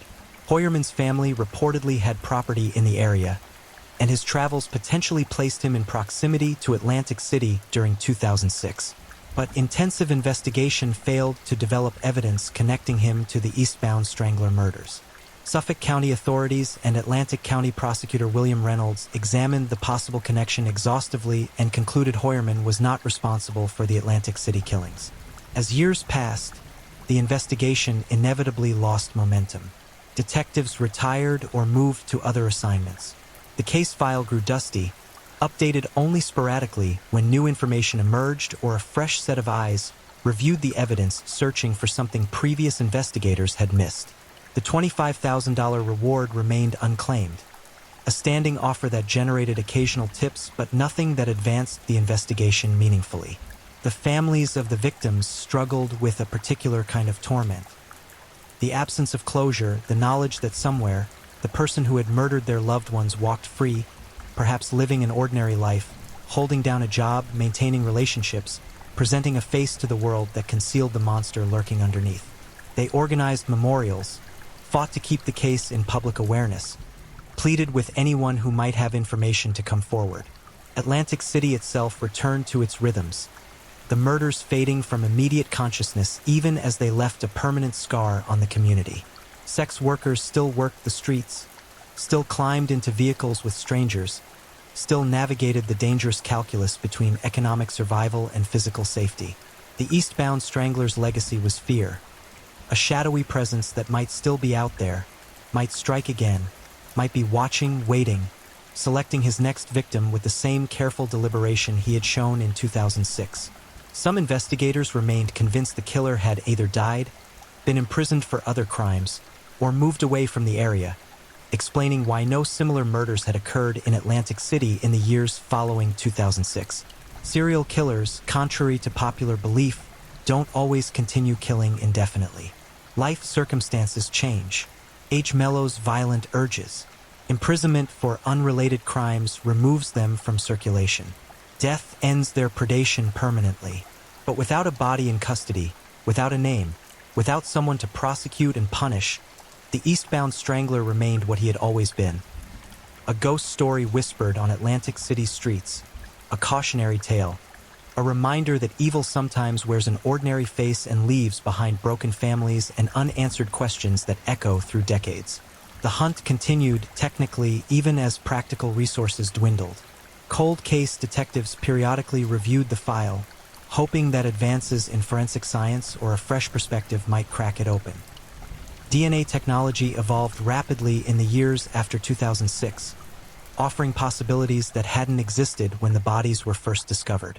Genealogical DNA databases emerged as powerful investigative tools, solving decades-old cases by identifying suspects through distant family connections. But for the eastbound strangler case, these advances required one critical element: usable DNA evidence from the crime scenes. And if such evidence existed, it remained insufficient or too degraded to generate the genetic profile needed to search genealogical databases effectively. The case remained open, active technically, though the level of activity waxed and waned with resources and competing priorities. Somewhere in filing cabinets and digital databases, the investigation continued to exist. Thousands of pages of reports, interviews, forensic analyses, theories explored and abandoned, leads pursued until they dead-ended against walls of insufficient evidence. And somewhere, perhaps, the eastbound strangler lived with his secrets, his memories of 5 weeks in 2006 when he held the power of life and death in his hands and exercised it against 4 women who had the misfortune to cross his path. To understand the eastbound strangler case, one must understand that before they became victims, before they became statistics and crime scene photographs, these were 4 individual human beings with histories, personalities, dreams, and the fundamental right to exist that was violently stolen from them. Their stories deserve to be told not as footnotes to a murder investigation, but as testaments to lives that mattered, that left holes in families and communities when they ended. Barbara Virginia Brader came into the world on April 3, 1964, born into a family that would watch her navigate the treacherous currents of addiction and survival for decades before losing her entirely. At 42 years old, when she disappeared in October 2006, Barbara had lived a life that defied simple categorization. Her family remembered a vibrant woman with an infectious laugh, someone who could light up a room when her demons weren't drowning her in darkness. Her mother had owned a clothing store, and Barbara had helped manage it during periods when sobriety gave her back the capability to maintain steady employment. Those who knew her during these stretches described someone competent and personable, with a natural head for business and an ability to connect with customers.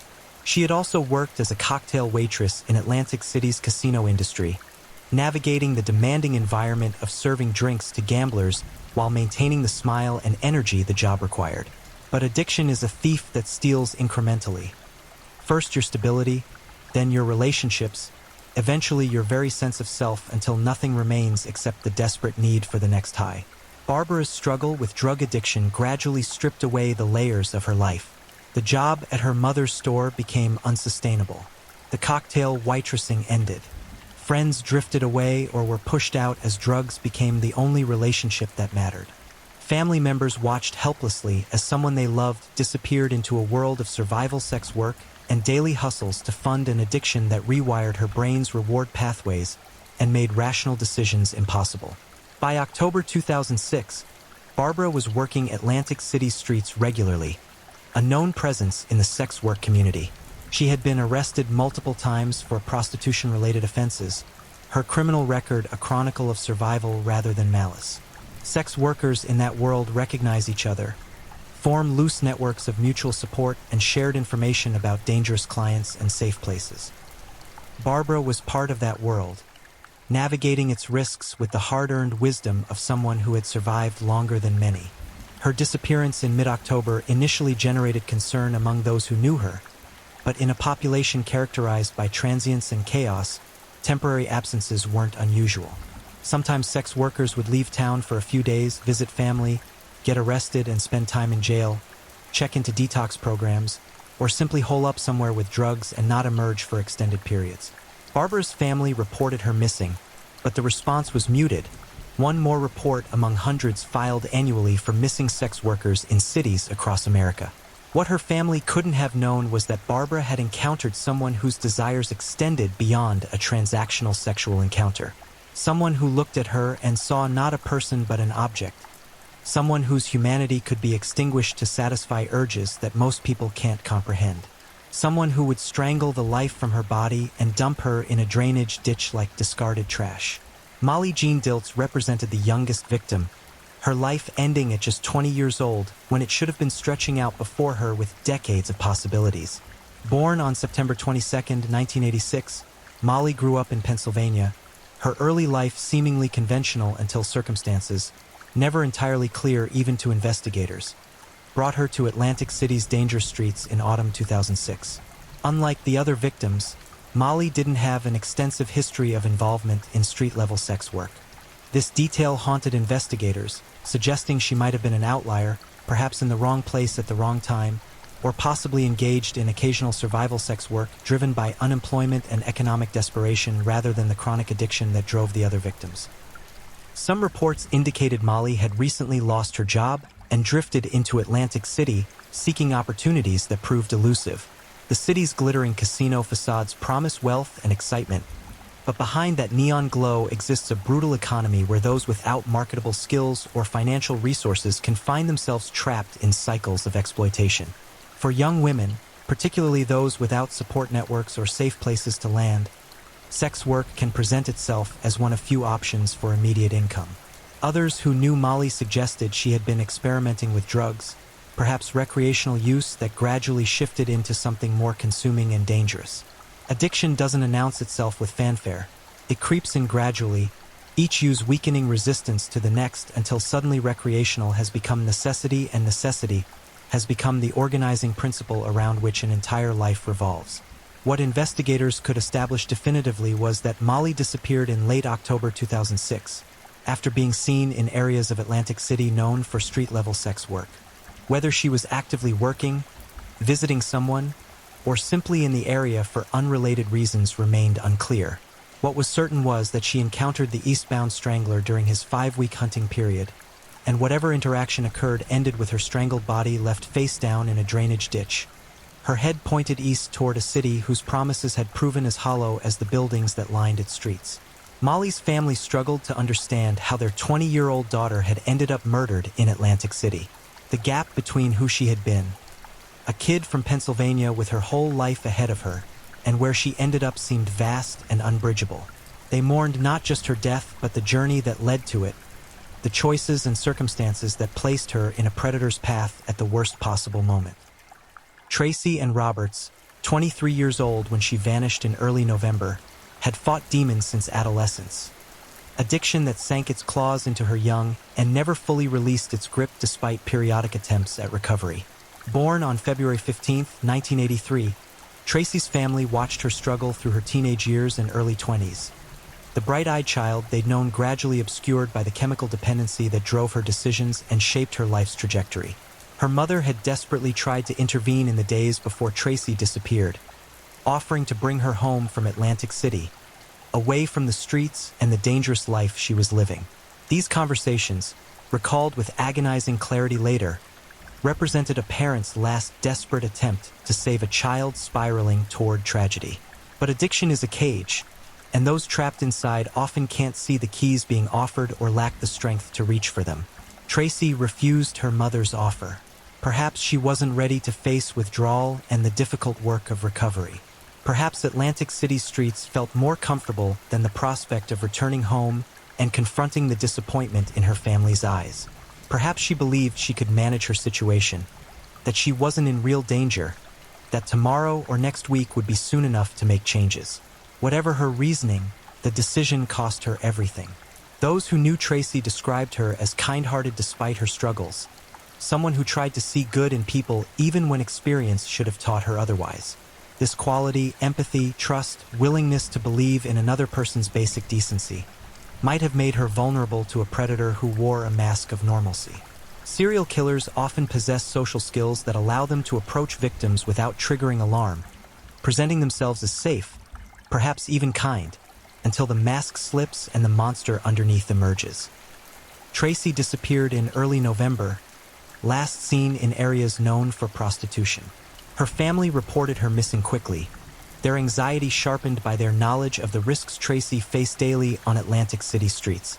But in a city where sex workers disappeared with disturbing regularity, another missing persons report generated limited immediate response. Tracy's name went into databases, her photograph circulated among police officers, and the investigation proceeded at the same pace as hundreds of similar cases annually. She was already dead, of course, her body lying in the drainage ditch behind the Golden Key Motel with the 3 other victims, positioned face down with her head pointing east. The eastbound strangler had claimed another life, adding Tracy to his count of women who had trusted the wrong person, accepted a ride from someone whose intentions were lethal, and paid with their lives. Kim Raffo, at 35, was the oldest victim after Barbara and the last to die, disappearing on November 19, 2006, just one day before her body would be discovered alongside the 3 other victims. Born on December 20, 1970, Kim's journey from Brooklyn to Atlantic City streets traced a trajectory that many addicts know intimately: the gradual loss of everything that once defined your identity until nothing remains except the need to feed a dependency that consumes everything in its path. Kim had been married and had children, responsibilities, and relationships that should have anchored her to stability. She had worked as a waitress, holding down legitimate employment and navigating the challenges of balancing work and family. But somewhere along the way, drugs entered her life and transformed it completely. Addiction doesn't respect marriage vows or parental obligations. It hijacks the brain's reward system and makes everything else secondary to obtaining the next high. She left Brooklyn and her family, drawn to Atlantic City by forces stronger than maternal love or commitment to her marriage. This decision, to abandon children and spouse in pursuit of drugs, might seem incomprehensible to those who haven't experienced addiction's grip. But addiction isn't a choice in any meaningful sense. It's a disease that progressively destroys the capacity to make rational decisions, replacing judgment with compulsion and need. By November 2006, Kim was working regularly as a sex worker in Atlantic City, known to both other women in that community and to local law enforcement. She had been arrested multiple times, her criminal record reflecting survival rather than criminal intent.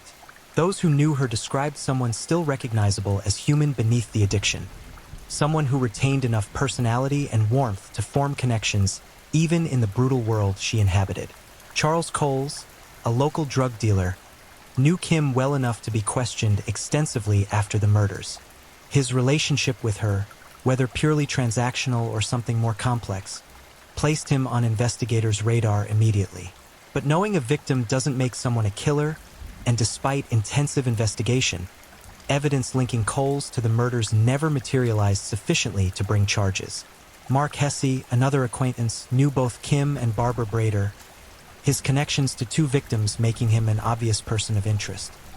He too underwent exhaustive investigation, his life dissected for any indication he might be the eastbound strangler. Like Coles, he was ultimately cleared, the evidence insufficient to transform suspicion into prosecution. Kim disappeared on November 19th, last seen alive in the evening hours in areas known for prostitution activity. Somewhere during that night, she encountered the eastbound strangler. Within hours, she was dead, her body positioned alongside 3 other victims in a drainage ditch, all of them arranged with their heads pointing east in a signature that would define the case for decades to come. Kim's children grew up without their mother, struggling to understand why she had left them and what had happened during those lost years between her departure and her murder. Her family mourned not just the woman who died in November 2006, but the person Kim had been before addiction consumed her, a wife, a mother, someone with capabilities and dreams that addiction slowly strangled long before the killer's hands finished the job. The 4 victims shared commonalities that extended beyond their involvement in survival sex work. All struggled with addiction, that disease that destroys lives incrementally while society watches with a mixture of judgment and indifference. All were mothers or daughters, sisters or friends, people connected to others who loved them despite their struggles. All were vulnerable in ways that predators recognize and exploit, their marginalized status making them both easy targets and unlikely to generate immediate concern when they disappeared. Society's response to murdered sex workers often carries an implicit blame, a suggestion that these women somehow bore responsibility for their own victimization by engaging in dangerous work. But this thinking ignores the economic and social forces that push women into survival sex work: poverty, addiction, lack of alternatives, histories of trauma and abuse. It ignores that no one deserves to be murdered, regardless of their profession or life circumstances. It ignores that vulnerability should inspire protection, not exploitation. The eastbound strangler recognized their vulnerability and weaponized it. He selected victims society had already marginalized, women whose disappearances wouldn't immediately trigger massive searches, whose murders might be dismissed as occupational hazards rather than recognized as the profound injustices they represented. He counted on their invisibility, their disposability in society's eyes, to give him room to operate. But these 4 women, Barbara, Molly, Tracy, and Kim, were not disposable. They were human beings whose lives had value beyond their struggles, whose deaths left permanent wounds in the people who loved them. Their stories deserve to be told not as cautionary tales about the dangers of drugs and sex work, but as reminders that every murder victim represents a universe of lost potential, a family forever changed, a hole in the world that can never be filled. Their families continue to grieve nearly 2 decades later, the wounds kept fresh by the absence of justice. They organize memorials on anniversaries of the discoveries, lighting candles and sharing memories of who these women were before addiction and circumstances led them to Atlantic City streets. They advocate for better treatment resources for addicts, understanding that Kim and Tracy and Barbara might still be alive if they'd had access to effective help when they needed it most. They also fight against the tendency to dismiss murdered sex workers as somehow less worthy of justice than other victims. Every homicide deserves the same investigative resources and commitment regardless of the victim's occupation or life circumstances. The Eastbound Strangler's victims deserve detectives who would work tirelessly to identify their killer, prosecutors who would pursue justice aggressively, and a society that recognized their humanity and mourned their loss. But most of all, they deserve to live. Barbara should have been able to overcome her addiction and return to managing her mother's store or finding new dreams to pursue. Molly should have had decades ahead of her to build a life, make mistakes, learn and grow and become whoever she might have been. Tracy should have accepted her mother's offer and gone home, gotten help, fought through withdrawal and recovery to reclaim her future. Kim should have been able to watch her children grow up, to be present for birthdays and graduations and all the milestones she missed. The Eastbound Strangler stole those possibilities along with their lives. He made himself judge and executioner, deciding that these 4 women didn't deserve to exist anymore. And he did so with a calculating cruelty that extended beyond the murders themselves, staging the bodies, positioning them with deliberate care, leaving his signature for investigators to find and recognize as the work of someone who took pride in his kills. Nearly 2 decades later, their faces still haunt investigators who worked the case, appear in the dreams of family members who can't forget, and remind us that some wounds never heal completely. Justice delayed might be justice denied, but the pursuit continues, driven by the belief that eventually, somehow, the Eastbound Strangler will be identified and held accountable for the lives he destroyed that autumn in 2006. The years since November 2006 have passed with agonizing slowness for those touched by the Eastbound Strangler case. The families who lost loved ones, the investigators who couldn't solve it despite exhausting every lead, and the community that continues to live with the knowledge that a killer walked among them and disappeared without leaving enough evidence to identify him. Cold cases have a particular quality of torment, their unsolved status keeping wounds perpetually fresh, while hope gradually erodes under the weight of time and failed investigations. The Atlantic County Prosecutor's Office maintains the case file, updated periodically when new information emerges, or when advances in forensic technology offer fresh possibilities for breaking through the wall of insufficient evidence. Detective Sergeant Monica McMenamin inherited the case in later years, joining the ranks of investigators who have committed themselves to solving these murders despite the daunting odds. She reviews evidence periodically, searches for connections that previous investigators might have missed, and fields tips from the public when they come in. The $25,000 reward remains active, posted on websites and mentioned in periodic media coverage designed to keep the case in public consciousness. Rewards sometimes generate results years after crimes occur, when relationships deteriorate and former friends or lovers decide to share information they'd previously kept secret, or when guilty consciences finally overcome fear of consequences. But so far, the reward has generated nothing that advanced the investigation meaningfully, just occasional calls from people offering theories or suspicions that, when investigated, led nowhere. Advances in DNA technology have transformed cold case investigations in the decades since 2006. Genetic genealogy emerged as a powerful tool, solving cases that had remained cold for 30, 40, even 50 years by identifying suspects through distant family connections in commercial DNA databases. The technique worked spectacularly in the Golden State Killer case, where Joseph DeAngelo was identified and arrested in 2018 for murders committed in the 1970s and 1980s. Since then, dozens of cold cases have been solved using similar methods. For genetic genealogy to work, investigators need usable DNA evidence from crime scenes, genetic material left by the perpetrator that can be sequenced and used to search databases. The Eastbound Strangler case presumably contains such evidence, collected during the initial investigation from the victims' bodies and the surrounding crime scene. But whether that evidence is of sufficient quality and quantity to generate the genetic profile needed for genealogical searching remains unclear. If viable DNA exists, and if it can be successfully processed using modern techniques unavailable in 2006, the Eastbound Strangler case could potentially be solved through genetic genealogy. The killer's DNA would be used to identify distant cousins who have uploaded their genetic information to commercial databases like GEDmatch or Family Tree DNA. From there, investigative genetic genealogists would construct family trees, narrowing down possible suspects until they identify someone whose age, location, and circumstances make them viable as the perpetrator. This process has solved cases where traditional investigation failed completely, proving that evidence collected decades ago can still yield results when analyzed with modern technology. But it requires resources, both financial and human, that cold cases sometimes struggle to secure when competing with active investigations demanding immediate attention.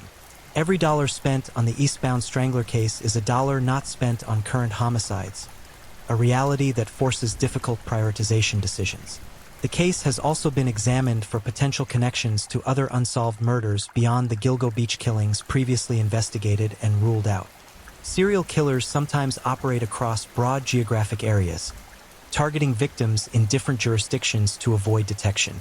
The Eastbound Strangler's 5-week spree in 2006 might represent just one hunting period in a longer career of violence.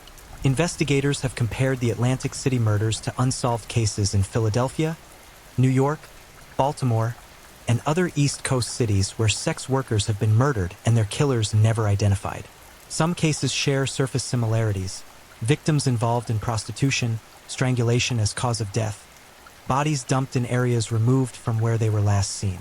But without forensic evidence definitively linking cases, investigators can't determine whether they're examining the work of one prolific killer or multiple murderers who independently targeted vulnerable populations. The question of whether the Eastbound Strangler killed before or after his identified 5-week spree in 2006 haunts investigators. Serial killers rarely stop voluntarily. They continue until caught, imprisoned for other crimes, incapacitated by age or illness, or killed. The absence of similar murders in Atlantic City after 2006 suggests something changed in the killer's circumstances. Perhaps he died, taking his secrets to the grave. Heart attacks, accidents, and natural causes claim killers same as anyone else.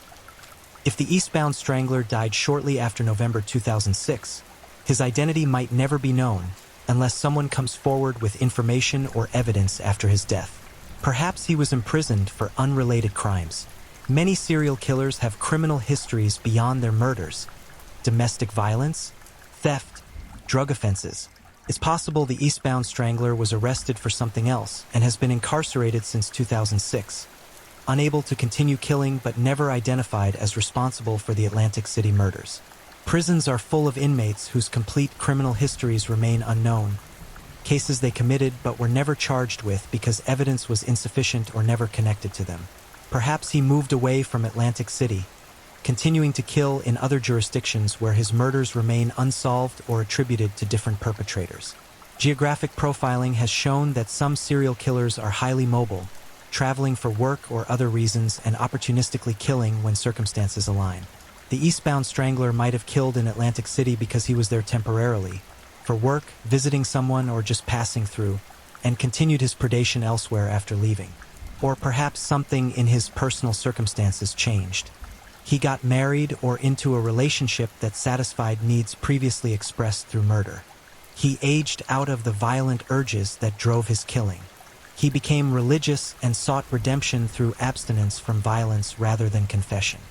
He was scared by the intensive investigation following the discovery of the bodies and decided the risk of continued killing wasn't worth the reward. Serial killers, despite popular mythology, aren't all compelled to kill until caught. Some do stop, their reasons as varied and individual as the killers themselves. The families of the victims continue their advocacy, refusing to let the case fade into complete obscurity. They maintain social media pages dedicated to the memories of Barbara, Molly, Tracy, and Kim, posting photographs of who these women were before addiction and circumstances destroyed their lives. They share updates when any occur, expressing gratitude for investigators who continue working the case and frustration when progress seems non-existent. Annual memorials mark the anniversary of the discovery, gathering family members, friends, advocates, and sometimes investigators to remember the victims and renew commitment to finding justice. These gatherings serve multiple purposes: honoring the dead, maintaining public awareness, demonstrating to potential witnesses that information is still sought and valued, and providing emotional support for families navigating the unique grief of losing someone to unsolved murder. The psychological impact of unsolved murders extends beyond immediate family to ripple through entire communities. Sex workers in Atlantic City still talk about the eastbound strangler, his case serving as both cautionary tale and reminder of their vulnerability. Some women left the streets after 2006, the murders forcing recognition that the risks they navigated daily could prove fatal. Others, trapped by addiction and lack of alternatives, continued working despite their fear, taking precautions where possible, but ultimately unable to eliminate the danger inherent in their survival strategy. The killer's success in evading identification has also influenced how similar cases are investigated.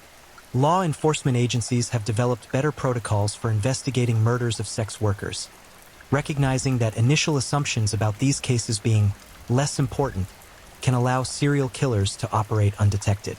The problems that plagued early serial killer investigations, jurisdictional fragmentation, lack of information sharing, insufficient resources dedicated to victims perceived as less dead, have been partially addressed through task forces, databases, and training that emphasizes every murder victim's right to thorough investigation. But problems remain. Sex workers are still vulnerable populations that predators target specifically because of their marginalization. They still disappear regularly in cities across America, their absences sometimes noted but often generating minimal investigative response until bodies are discovered. They still occupy a space in society where victimization is sometimes blamed on their profession rather than recognized as crime requiring justice. The eastbound strangler case illustrates these systemic failures. All 4 victims had connections to law enforcement through arrests for prostitution, drug possession, and related offenses. They were known to police, visible in systems designed to track and punish rather than protect and support. When they disappeared, reports were filed, but the level of urgency didn't match what similar disappearances of respectable women might have generated. Only when 4 bodies were discovered together did the full weight of investigative resources get deployed, by which point the killer had already had weeks to distance himself from the crimes, dispose of evidence, and disappear into whatever ordinary life he maintained. This delay potentially cost investigators critical opportunities. Witness memories fade quickly.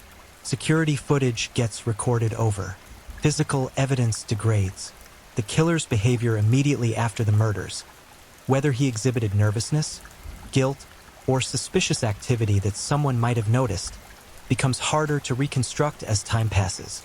Those first hours and days after a murder are when investigations succeed or fail, when evidence is freshest and the killer potentially most vulnerable to making mistakes. The eastbound strangler had 5 weeks between his first murder and the discovery of the bodies. 5 weeks to refine his approach, dispose of evidence connecting him to the victims, and establish alibis or explanations for his activities. 5 weeks to watch news coverage of missing women and understand that no one was connecting the disappearances, that he was operating below law enforcement's radar. 5 weeks that might have made the difference between this case being solved quickly and it remaining unsolved nearly 2 decades later.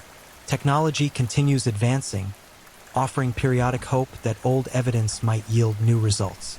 Touch DNA analysis has become more sophisticated, able to extract genetic profiles from smaller and more degraded samples. Digital forensics can now extract information from electronic devices that would have been unrecoverable in 2006. Vehicle tracking technology, cell phone location data, financial transaction records, all create digital breadcrumbs that modern investigations exploit, but that weren't available or weren't pursued as aggressively in earlier eras. If the eastbound strangler case can be solved, it will likely be through some combination of these technological advances applied to evidence collected in 2006, combined with traditional investigative work that identifies the right suspect. A DNA profile generated from preserved evidence might be searched against genealogical databases, identifying family connections that lead to the killer, or someone who has kept secrets for nearly 20 years might finally come forward, their testimony providing the missing piece that transforms suspicion into prosecutable evidence. But solving the case requires more than technological capacity. It requires sustained commitment of resources to a cold case competing with current investigations. Every homicide unit has a backlog of unsolved cases, each representing families desperate for closure and communities deserving of justice. Prioritizing which cases get active investigation requires difficult decisions based on likelihood of success, available evidence, and resource constraints. The Eastbound Strangler case remains on investigators' radar, periodically reviewed and analyzed, but can't command the full-time attention it received in the months after the bodies were discovered. This reality frustrates families and advocates who believe their loved ones' murders deserve continuous investigation until solved. But practical constraints mean that unless significant new evidence emerges or a promising lead develops, the case will continue in its current state. Technically open, occasionally worked, but not receiving the sustained focus that might break it open. Public interest in true crime has exploded in recent years, spawning countless podcasts, documentaries, television series, and online communities dedicated to analyzing unsolved cases. The Eastbound Strangler case has been featured in various true crime media, each treatment examining the evidence and offering theories about the killer's identity. Some of this attention has been responsible and respectful, focusing on the victim's humanity and the need for justice. Other coverage has sensationalized the murders, treating them as entertainment rather than real tragedies that destroyed families. The families navigate this attention with mixed feelings. They appreciate anything that keeps the case in public consciousness, understanding that publicity sometimes generates tips that advance investigations. But they also resent treatments that reduce their loved ones to props in someone else's murder mystery narrative, that focus more on the killer's psychology than the victim's humanity, that exploit tragedy for profit without meaningfully contributing to solving the case. As years become decades, the likelihood of solving the Eastbound Strangler case statistically decreases. Witnesses die or disappear. Memories fade further. Evidence degrades beyond usability. The killer, if still alive, ages into a demographic that becomes less suspicious. Senior citizens rarely feature as viable suspects in murder investigations, their apparent harmlessness masking potential violent pasts. But some cases do get solved after extraordinary delays. Genealogical DNA has cracked cases 50 years old, identifying killers who had evaded justice for entire lifetimes. Deathbed confessions sometimes emerge, criminals unburdening themselves before meeting whatever awaits beyond this life. Relationships deteriorate and people share information they'd protected for decades out of misplaced loyalty or fear. Technology continues advancing, making the impossible routine. So hope persists, fragile but present, that the Eastbound Strangler will eventually be identified and held accountable for the murders he committed during 5 weeks in autumn 2006. That Barbara Brader's family will finally know who killed her and why. That Molly Diltz's parents will get answers about what happened to their 20-year-old daughter. That Tracy Roberts' mother will see justice for the child she tried desperately to save. That Kim Raffo's children will understand the full story of how their mother's life ended. Until then, the case remains open. A wound that won't heal, a shadow that lengthens with each passing year, a reminder that some monsters remain unidentified, walking among us, carrying secrets that might die with them or might eventually be dragged into the light. The Eastbound Strangler's legacy isn't just 4 murdered women. It's the permanent damage done to families, the fear that settled into communities, the questions that echo unanswered through nearly 2 decades, and the unsettling knowledge that someone committed these murders and has escaped accountability for them. He demonstrated that even in the modern era of forensic science and investigative technology, it's still possible to kill and disappear if you're careful, if you select vulnerable victims, if circumstances align in your favor. But the pursuit of justice doesn't have an expiration date. The case remains open because someone knows something. Perhaps the killer himself, perhaps someone he confided in, perhaps a witness who saw something but didn't realize its significance at the time. And someday, somehow, that information might surface, transforming this cold case into a solved investigation and finally bringing the Eastbound Strangler out of the shadows and into accountability. 4 women died in autumn 2006, their lives stolen by a predator who saw them as disposable. Barbara, Molly, Tracy, and Kim deserved better. Better than the circumstances that led them to Atlantic City's streets. Better than encountering a killer during their most vulnerable moments. Better than remaining unsolved statistics in a case that continues to haunt everyone it touches.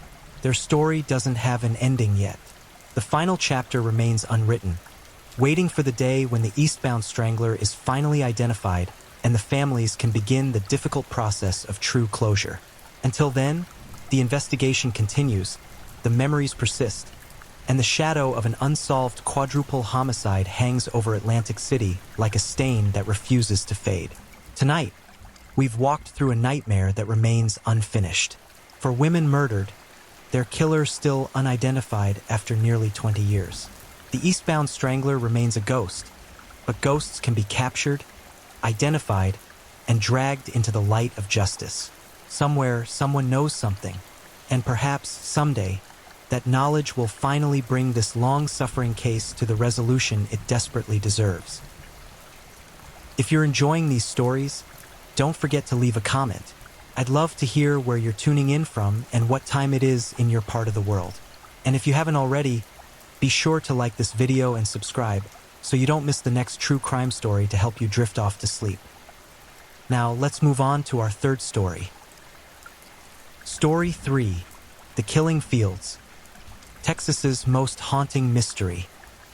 Tonight, we walk a stretch of earth where monsters learn to hide in plain sight. Where the asphalt ends and the oil rigs begin, something waited. For decades, it claimed victims one by one, transforming a forgotten field between Houston and Galveston into a graveyard of secrets. They called it many things: Calder Road, the highway to hell, but most know it by the name that still sends shivers through Texas: the Killing Fields. For confirmed bodies, 30 suspected victims, and after 40 years, the darkness that stalked this desolate corridor has never been captured, never been named, never been stopped. What you're about to hear isn't just a story about unsolved murders. It's a journey into the heart of evil itself, where every dirt road holds a secret, and every secret holds a scream that was never heard. The monster didn't just hunt here, it made this place home. April 4th, 1984. The afternoon sun hangs low over League City, Texas, casting long shadows across the oil fields that stretch endlessly toward the horizon. A family dog trots home, tail wagging, proud of its discovery. Clenched between its jaws is something that will shatter the quiet suburban peace of this coastal town forever. The dog drops its prize on the front lawn. The family gathers around, curious at first, then horrified. What they're staring at isn't a stick or an animal bone. It's a human skull. Police arrive within the hour, following the dog's trail back through scrub brush and overgrown grass. They wade through mosquito-infested wetlands, past abandoned oil drums rusting in the Texas heat. The air is thick, oppressive, carrying the mineral tang of crude oil mixed with something else, something organic and rotting. 3,000 feet down Calder Road, they find where the skull came from. The body lies in a field that time forgot. This isn't farmland or residential property. It's a no-man's land, a 25-acre stretch of nothing wedged between the interstate and the refineries, where the earth is more oil than soil, overgrown with Johnson grass taller than a man, riddled with fire ant mounds, choked with thorny mesquite. This is the kind of place people drive past without seeing, the kind of place where screams would die before they reach the road. The victim is identified as Heidi Villarreal Fay, 25 years old, a cocktail waitress with dreams bigger than League City, with a smile that lit up the bar where she worked. She'd vanished 6 months earlier on October 10th, 1983, last seen at a convenience store just off West Main Street. One moment she was buying cigarettes, maybe a soda. The next moment, she was gone, swallowed by the night like smoke. But here's what makes investigators' blood run cold. Heidi's body tells a story of prolonged suffering, the state of decomposition, the position of the remains, the scattered bones. All of it suggests she wasn't killed quickly. The field kept her secrets well, and by the time she's found, the Texas sun and scavengers have destroyed most of the evidence. Detectives canvass the area, knocking on doors of the few houses scattered along Calder Road. Did anyone see anything? Hear anything? The answers are always the same: nothing. This field is isolated enough that you could scream yourself hoarse and not a single soul would hear you. The oil rigs pump day and night, their rhythmic clanking drowning out everything else. The interstate hums with 18-wheelers hauling goods between Houston and Galveston, their drivers never glancing at the wasteland beyond the shoulder. The investigation hits every dead end the detectives fear. No witnesses, no murder weapon, no crime scene, or rather, a crime scene so vast and contaminated by time and nature that it yields nothing. The killer chose this place with the precision of someone who knew exactly what they were doing. This wasn't opportunistic. This was calculated. Heidi's murder file grows thick with leads that go nowhere. Her last known movements are traced and retraced. The convenience store clerk remembers her, describes her outfit: jeans, a simple blouse, her hair pulled back. She seemed normal, maybe a little tired from her shift. She walked out into the parking lot, and then the record ends. Somewhere between that convenience store and wherever she was headed, something intercepted her. Someone. The months crawl by. The investigation loses momentum. Heidi's family grieves, desperate for answers that never come. The field on Calder Road returns to silence, the grass growing tall again over the spot where she was found. Local teenagers whisper about it, daring each other to walk past it after dark. Real estate agents stop mentioning the area to potential buyers. Then, 2 years later, the nightmare repeats itself. September 1984. Laura Miller is 16 years old, all teenage rebellion and fierce independence. She's at a convenience store, a different one, but eerily similar, when she makes a phone call that will be the last time anyone hears her voice. She's trying to reach her father, Tim Miller. The line is busy. She tells whoever she's with that she'll walk home. It's only a few miles, and Laura has never been afraid of walking. She's the kind of girl who thinks she's invincible, who believes bad things happen to other people. She never makes it home. Tim Miller searches frantically, desperately. He files a missing persons report. He plasters League City with flyers bearing his daughter's photograph. Laura smiling, young, alive. He drives the streets until his car runs out of gas, then fills it and drives more. He walks the same routes she might have taken, calling her name until his voice cracks and fails. The police investigate, but in 1984, a teenage runaway isn't unusual. They suggest Laura might have left voluntarily, might have gone to Houston or Dallas, might be staying with friends. Tim knows better. Laura wouldn't do that, wouldn't put her family through this terror. But knowing and proving are different things, and as days turn to weeks, turn to months, even Tim begins to fear the worst. February 2nd, 1986. 2 children are riding their dirt bikes through the woods near Calder Road, racing each other through the trails they've ridden 100 times before. They veer off the path, chasing a rabbit or a deer, laughing in the afternoon sun. Then one of them sees something that cuts the laughter dead. A body, decomposed, partially hidden by brush, but unmistakably human. Police return to the killing fields. That's what some officers have started calling it privately, though the name hasn't hit the press yet. They process the scene with a growing sense of dread. The body is too far gone for visual identification, but dental records will eventually confirm what everyone already suspects. They found Laura Miller, but that's not all they find. Searching the surrounding area, investigators discover another body. This one has been here longer, is even more decomposed. There's no identification, no missing persons report that matches. She becomes Jane Doe, a ghost without a name, a victim without a voice. It will take 33 years and advances in DNA technology before she's finally identified as Audrey Lee Cook, a 30-year-old mechanic from Houston who disappeared in 1985. 2 bodies, 3 victims total, all found within a stone's throw of each other in that cursed field off Calder Road. The pattern is impossible to ignore now. This isn't coincidence. This is a dumping ground. The media descends on League City like vultures.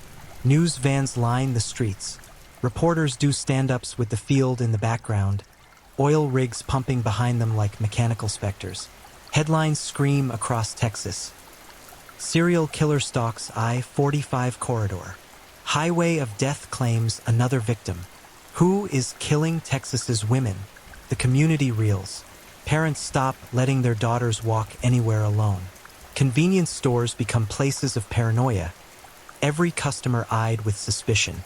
Women check their rearview mirrors compulsively, take different routes home each day, carry pepper spray or knives or guns.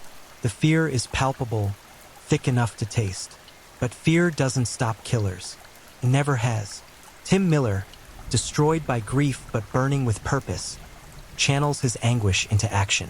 He founds Texas Search, a nonprofit search and recovery organization that will eventually help find thousands of missing persons across the country. But his primary mission is always the same: find whoever killed Laura, make them pay, bring other families the closure he knows he'll never have. The investigation expands. FBI agents arrive, bringing their behavioral analysis units, their profilers, their resources. They create a profile of the killer. Likely male, probably local, someone who knows the area intimately. Someone with access to transportation, able to move bodies without attracting attention. Someone patient enough to wait for the perfect victim, the perfect moment. Someone who gets off on control, on the power of life and death. But profiles don't catch killers. Evidence does. And the killing fields have yielded almost none. Detectives interview hundreds of people. They look at sex offenders living in the area. They investigate local business owners, truck drivers, oil field workers, anyone who might have had opportunity and access. Suspects emerge and are cleared, emerge and are cleared, a frustrating cycle that leads nowhere. The field keeps its secrets. The killer remains a phantom, a shadow that moves through League City unseen and untouchable. And then, 5 years after Laura Miller's body is found, the phantom strikes again. September 8, 1991. The summer heat has broken but not fled, and the evening air in League City carries the weight of humidity that makes your clothes stick to your skin. Somewhere along Interstate 45, a young woman makes a decision that will cost her everything. Her name is Donna Gonsalon Prudhomme, and she's about to become the 4th confirmed victim of the killing fields. Donna is 19 years old, though her life has already worn grooves of hardship into her young face. She's working as a topless dancer, trying to survive in a world that hasn't been kind to her. On this September evening, she's last seen at a convenience store.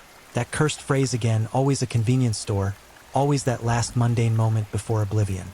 She's purchasing cigarettes, counting out coins and crumpled bills. Then she's gone. Her body is discovered within days, not months.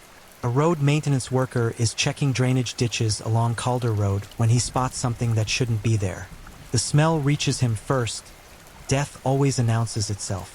Donna's body lies in the same field where the others were found, positioned in the tall grass like a discarded doll. She's been dead only a short time, her body not yet ravaged by the elements and scavengers that destroyed so much evidence from the earlier victims. This should be the break investigators have been praying for. Fresh evidence. A crime scene that hasn't been contaminated by years of weather and decomposition. But somehow, impossibly, the killer has left almost nothing. No usable fingerprints.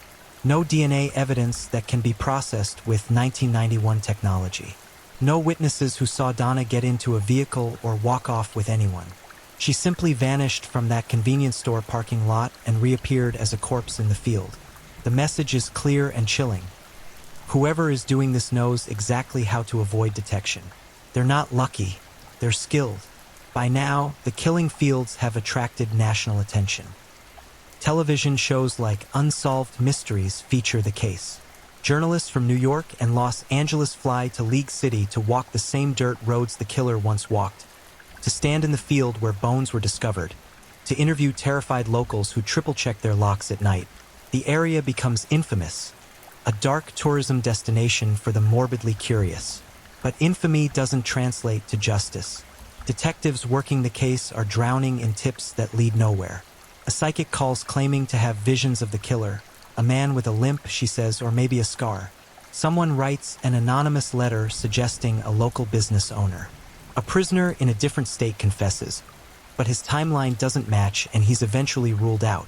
The investigation becomes a maze with no exit, each promising path leading to another dead end. The FBI's behavioral analysis unit refines their profile. The killer is methodical, patient. He's probably killed before the killing fields murders. These crimes show too much sophistication to be a first attempt. He selects victims who won't be immediately missed. Women working in nightlife, women estranged from family, women existing on the margins of society where disappearances can be explained away as runaways or lifestyle choices. He's exploiting the indifference of a system that doesn't prioritize certain victims. This is the ugly truth that emerges. Some deaths matter less than others in the eyes of authority. When a middle-class white girl disappears, the National Guard is called out. When a cocktail waitress or exotic dancer vanishes, the assumption is often that she left willingly, that she'll turn up eventually. This bias has allowed the killer to operate with relative impunity. But there's another theory taking shape among investigators, one that's even more disturbing. What if there isn't just one killer? What if the killing fields have attracted multiple predators, drawn to this remote location precisely because it's already proven effective as a body dumping ground? The victims don't all fit the same physical profile. The methods show some variations. The timeline spans years during which a single serial killer might be expected to escalate or change tactics. Could the field itself be the constant, rather than the killer? This possibility opens terrifying new dimensions. If multiple murderers have used the killing fields, then investigators aren't just hunting one monster. They're hunting a pack, and each member of that pack might have gone on to kill elsewhere, spreading the horror beyond Texas. Suspects begin to emerge from the investigation, shadows taking shape. One name surfaces again and again: Clyde Hedrick. Hedrick is a local man who knew Laura Miller. He was briefly questioned after her disappearance but released. Years later, he's convicted of abusing the corpse of another woman, Sharon Shaw, whose body he admitted to dumping in the same area as the killing fields victims. Sharon Shaw's murder is never conclusively solved, though Hedrick serves time for the corpse abuse. Tim Miller, Laura's father, becomes convinced that Hedrick killed his daughter. He dedicates years to building a case against him, assembling evidence, pressing investigators to take another look. But conviction requires proof, and proof is the one thing this case has never had enough of. Hedrick denies involvement in the killing fields murders. Without physical evidence linking him to the crimes, prosecution is impossible. He serves his sentence for the Shaw case and is eventually released, a free man despite the suspicions that shadow him. Another name enters the investigation: Robert Abel. Abel owned property adjacent to the killing fields, a detail that immediately draws police attention. He's a former NASA engineer, intelligent and reclusive, with no previous criminal record. But he fits certain aspects of the FBI profile: local knowledge, access, intelligence. Investigators put him under surveillance. They search his property. They interview him repeatedly. Abel maintains his innocence throughout. He argues that he's being persecuted simply because he owns land near where the bodies were found. The investigation finds no physical evidence linking him to the crimes. Eventually, he files a defamation lawsuit against some of those who publicly accused him. The legal battle becomes bitter and protracted. Abel is never charged with any crime related to the killing fields. In 2005, Robert Abel dies. Some see his death as the end of the investigation's most promising lead. Others believe he was innocent all along, a man whose life was destroyed by proximity to horror. Then there's William Lewis Reese, a name that emerges much later but carries significant weight. Reese is a convicted murderer currently serving time for killing 4 women in the 1990s, including Laura Smither, a 12-year-old girl from Friendswood, Texas, very near the killing fields. Reese's murder spree took place during the same time period as the killing fields deaths. His victims were found in similar locations: remote, rural areas between Houston and Galveston. He confessed to the Smither murder in 2016 and to 3 others shortly after. Could Reese be responsible for the killing fields murders as well? Investigators compare timelines, methods, victim profiles. There are similarities but also differences. Reese's confirmed victims include a child, something not seen in the core killing fields cases. His method of disposal, while similar, isn't identical. And he's never confessed to the Heidi Fye, Laura Miller, Audrey Cook, or Donna Prudhomme murders. Without a confession or physical evidence, Reese remains a suspect but not a confirmed killer in the killing fields cases. The investigation has consumed thousands of man-hours, millions of dollars, and the sanity of everyone who's worked it. Detectives retire having never solved the case that haunted their careers. New investigators inherit boxes of evidence and testimony, trying to see patterns their predecessors missed. Cold case units reopen the files periodically, applying new technology to old evidence. DNA testing, which barely existed in the 1980s and was primitive in the 1990s, offers new hope.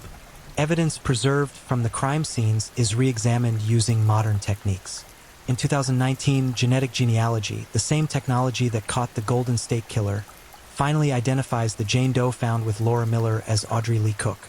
It's a victory, giving a name back to a nameless victim, but it doesn't identify her killer.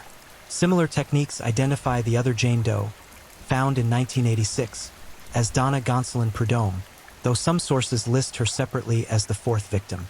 The forensic identifications are triumphs, but they underscore how little else has been solved. We know who died. We still don't know who killed them. The field itself has changed over the years. Development has crept in, subdivisions replacing some of the emptiness.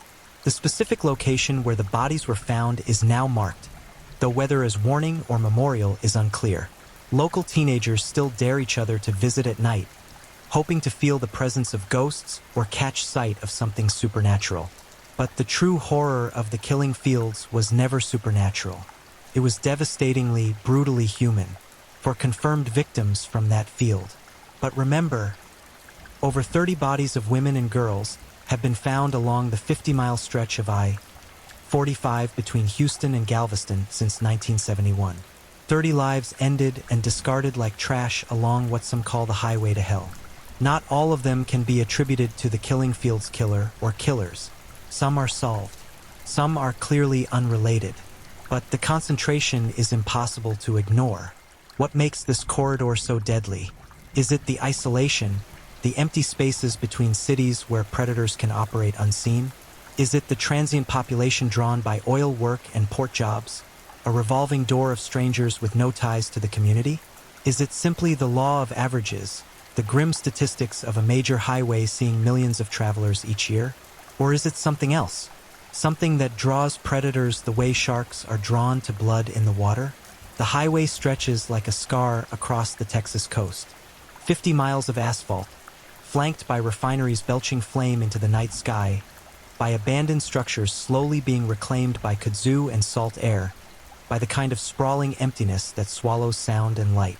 Interstate 45 between Houston and Galveston is many things. A vital commercial artery, a route to beach vacations, a path toward opportunity. But for too many women, it has been the last road they ever traveled. The Killing Fields murders are the most concentrated, the most famous. But they're far from the only darkness that has touched this stretch of highway. To understand the full horror, you have to zoom out, to see the bigger picture painted in victims' blood across decades. It begins earlier than most people realize. 1971. The body of Colette Wilson, a 13-year-old girl, is found near Addicks, Texas, close to the Houston end of the I-45 corridor. She'd been hitchhiking, trying to get from Houston to Alvin. Someone picked her up. That someone killed her and left her body in a field. The murder remains unsolved. The following year, 1972, 14-year-old Brenda Jones disappears while hitchhiking on the Galveston freeway. Her body is never found. Presumed dead, likely murdered, but without remains, there's no crime scene to investigate. The pattern is established early. Young women, girls really trying to get from one place to another in the days before cell phones and Uber, when hitchhiking was more common and more dangerous than today's generation can imagine. They trusted the wrong person, got into the wrong vehicle, and paid with their lives.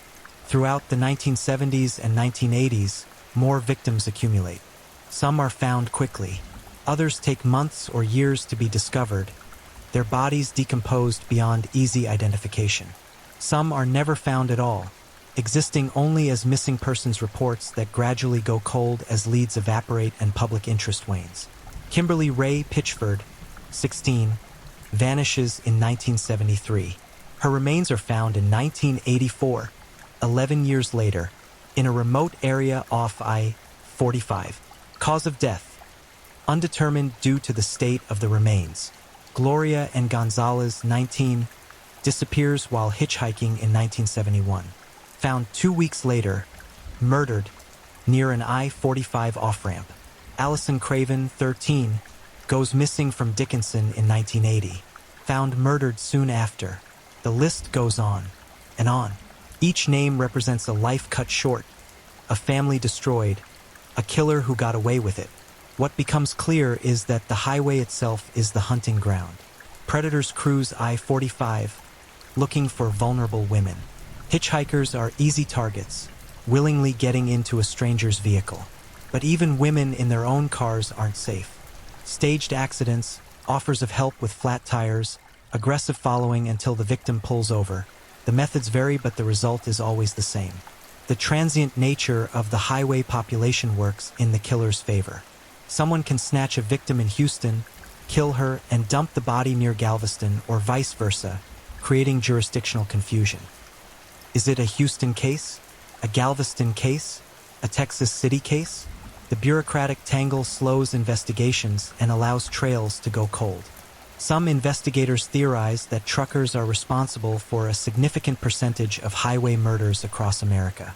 Long-haul truckers have opportunity. They're constantly moving, crossing state lines, operating in areas they don't live in.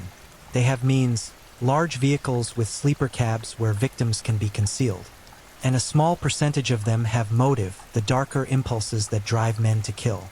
The FBI has even created a highway serial killings initiative dedicated to tracking and identifying truckers who murder.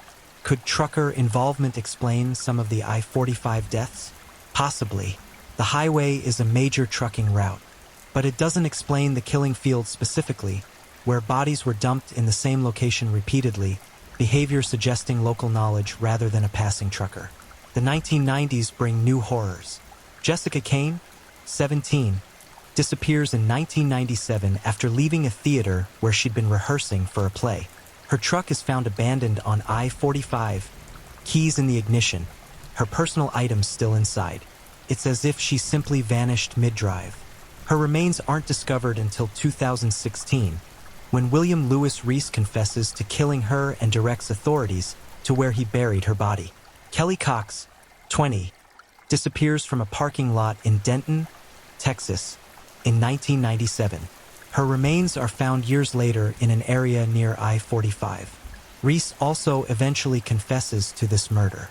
Laura Smither, 12 years old, goes missing while jogging near her home in Friendswood in 1998. Her body is found 17 days later in a pond near Pasadena, not far from I-45. Reese confesses to this murder as well in 2016. Reese's arrest and confessions solve 3 cases but raise horrifying questions. How many other women did he kill? He claims there are no others, but can a serial killer be trusted when he says he's telling the whole truth? And if Reese is responsible for Kane, Cox, and Smither, but not for the core killing field's victims, then that confirms what investigators have feared. There are multiple killers operating in this area. The weight of that realization is staggering. The highway to hell isn't the work of one deranged individual. It's an entire ecosystem of predators, drawn to the same stretch of road by the opportunities it presents. Modern technology has changed the dynamics. Cell phones mean women can call for help. GPS tracking means disappearances are noticed faster. Surveillance cameras at gas stations and convenience stores capture license plates and faces. The internet allows rapid dissemination of information about missing persons. These tools have made serial killing harder, which partly explains why such murders have declined since the 1990s. But they haven't stopped. In 2016, Kaylee Mandotti, a 19-year-old Trinity University student, dies after attending a music festival near San Antonio. Her boyfriend is eventually tried for her murder. Not a serial killing, but another young woman dead in Texas in circumstances that could have been prevented. The same year, 4 women are found murdered in their homes in Seminole Heights, Florida, demonstrating that serial killers haven't disappeared, they've adapted. And in Texas specifically, the danger persists.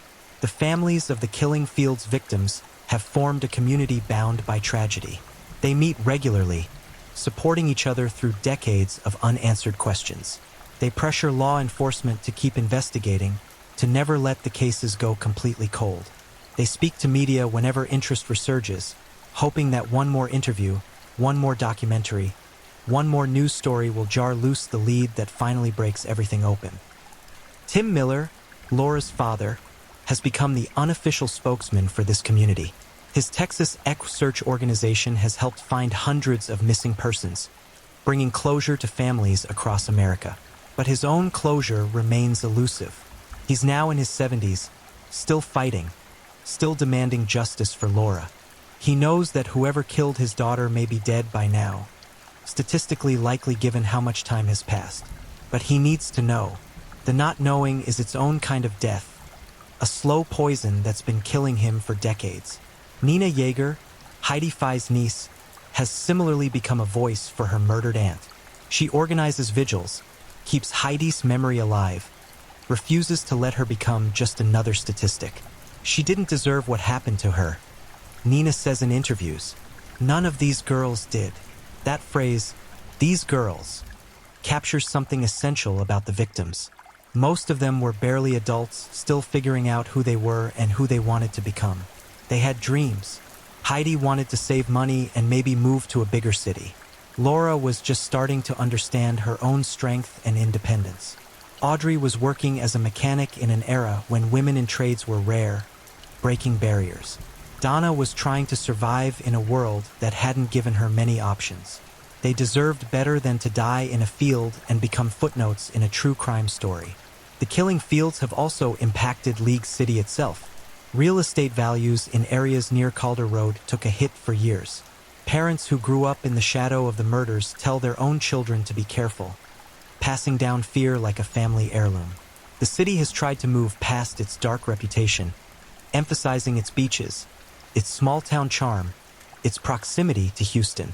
But the murders are part of League City's identity now, inescapable. Local businesses have complex relationships with the infamy. Some bristle at the attention, hating that their town is known for murder rather than its positive qualities. Others have reluctantly accepted that the tragedy has put League City on the map, for better or worse. True crime enthusiasts make pilgrimages to see the field, staying in local hotels, eating in local restaurants. It's grief tourism, uncomfortable and exploitative, but it brings money to a town that's never been wealthy. In 2023, League City officially approved plans for a memorial to honor the 4 confirmed killing fields victims. It will be placed in a local park, a permanent recognition of the women whose murders put the town in headlines. The families advocated for this for years, arguing that their loved ones deserve to be remembered as people, not just as victims. The memorial represents a kind of progress, a community grappling with its darkest chapter rather than trying to forget it. But memorials don't catch killers. Justice delayed is justice denied, and for the killing fields victims, justice has been delayed for 40 years and counting. There's a theory in criminal psychology that locations can become contaminated by violence. Not in a supernatural sense, but in a practical one. Once a place is used successfully as a dump site, it becomes attractive to other criminals who learn about it. The location proves itself effective, remote, rarely patrolled, with terrain that conceals evidence. So other predators use it too. If this theory holds, then the killing fields may have been contaminated from the very first murder. Maybe even before Heidi Fai, there were earlier victims whose bodies haven't been found, buried deeper or scattered further. Their disappearances never connected to what came after. Once the field was proven as a successful disposal site, it drew others. This would explain the variations in victim profile and methodology. Not one killer with evolving tastes, but multiple killers making independent decisions to use the same location. The field itself becomes the common denominator, the thread connecting crimes that might otherwise seem unrelated.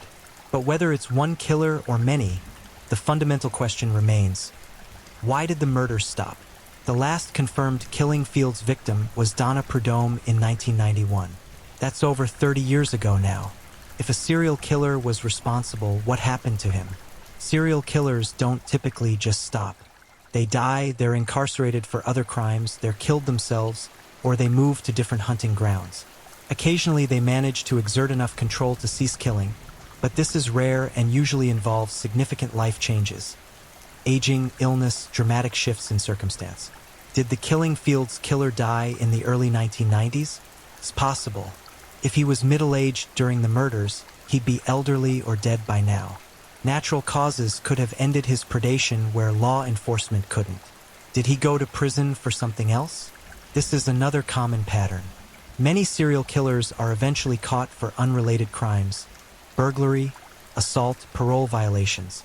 Once incarcerated, their murder spree ends by default. Investigators have cross-referenced inmates who were incarcerated in the early 1990s with the Killing Fields profile, but without physical evidence to compare, it's nearly impossible to confirm or rule out suspects based on timing alone. Did he move away? Serial killers who relocate sometimes take their compulsions with them. If the Killing Fields killer moved to another state, there might be similar unsolved murders there. FBI databases track patterns like this, looking for signatures that match across jurisdictions. But serial murder has declined dramatically since the 1990s, making newer cases to compare rarer. Or, darkest possibility, did he simply get better at hiding his victims? Maybe he learned from near misses, from the increased police presence, from media attention. Maybe he shifted tactics, disposing of bodies in ways that prevented discovery. Weighted down in bodies of water, buried deeper, burned beyond recognition, dissolved in chemicals. There are victims who've never been found, statistical shadows in the missing persons data. Could some of them be later Killing Fields victims? The unanswered questions multiply like bacteria in darkness. Advances in forensic science offer glimmers of hope. DNA phenotyping can now predict physical characteristics from genetic material, hair color, eye color, skin tone, even face shape. If usable DNA was collected from any of the crime scenes, phenotyping could generate an image of what the killer looked like. This image could be compared against databases, against old suspect photos, against yearbooks from League City in the 1980s.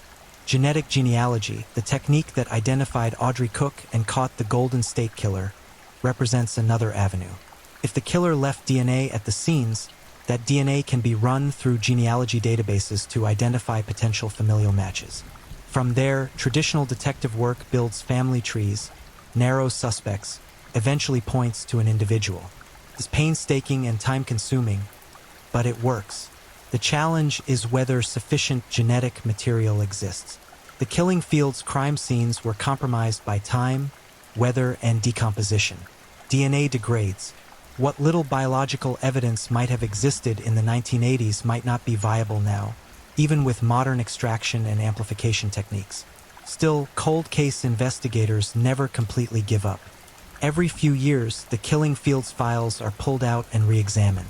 New eyes look at old evidence. Witnesses who were too afraid to talk in the 1980s might be willing to talk now, especially if the person they're implicating is dead or already in prison. Someone who was a child in the 1980s might have seen something they didn't understand at the time, but that makes sinister sense now. Deathbed confessions happen. Guilt manifests in unexpected ways. The families wait and wait. Tim Miller is now in his mid-70s. His daughter dead for nearly 40 years. The years have bent him but not broken him. He still gives interviews, still pushes investigators, still hopes that before he dies he'll know who killed Laura. That hope is all he has left. The Killing Fields themselves have changed. Development has encroached on what was once empty space. Houses now stand within sight of where bodies were found. Children play in yards that overlook the field. It's a strange kind of haunting, not ghosts in the traditional sense, but the weight of history, the knowledge that horrible things happened on ground that now seems ordinary. Some locals avoid the area entirely, taking longer routes to avoid driving past it. Others have made a kind of peace with it, acknowledging the darkness but refusing to let it dictate their lives. The field exists in a liminal space between memory and forgetting, between horror and normalcy. True crime has exploded as a genre in recent years. Podcasts, documentaries, streaming series, The Killing Fields have been covered extensively. In 2011, a feature film called Texas Killing Fields was released, starring Sam Worthington and Jeffrey Dean Morgan. The movie takes creative liberties with the facts, inventing characters and plot lines that never existed. Some families of victims objected to the fictionalization of their trauma. Others felt any attention was better than being forgotten. In 2022, Netflix released a documentary series called Crime Scene: The Texas Killing Fields. It's more faithful to the actual events, featuring interviews with investigators, family members, and journalists who've covered the case for decades. The series brings renewed attention to the murders, generating millions of views and countless social media discussions. For a few weeks, everyone is talking about the killing fields again. But attention is fleeting. The news cycle moves on. New crimes capture public imagination. The killing fields drift back into the background, remembered by those directly impacted but forgotten by the wider world. Except they're never truly forgotten. The internet has created permanent memory. Discussion forums dissect every detail of the case.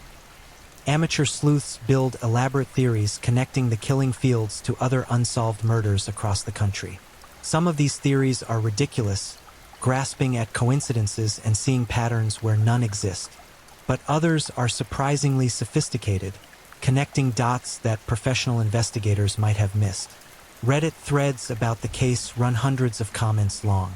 Users debate suspects, analyze timelines, share local knowledge about the area in the 1980s.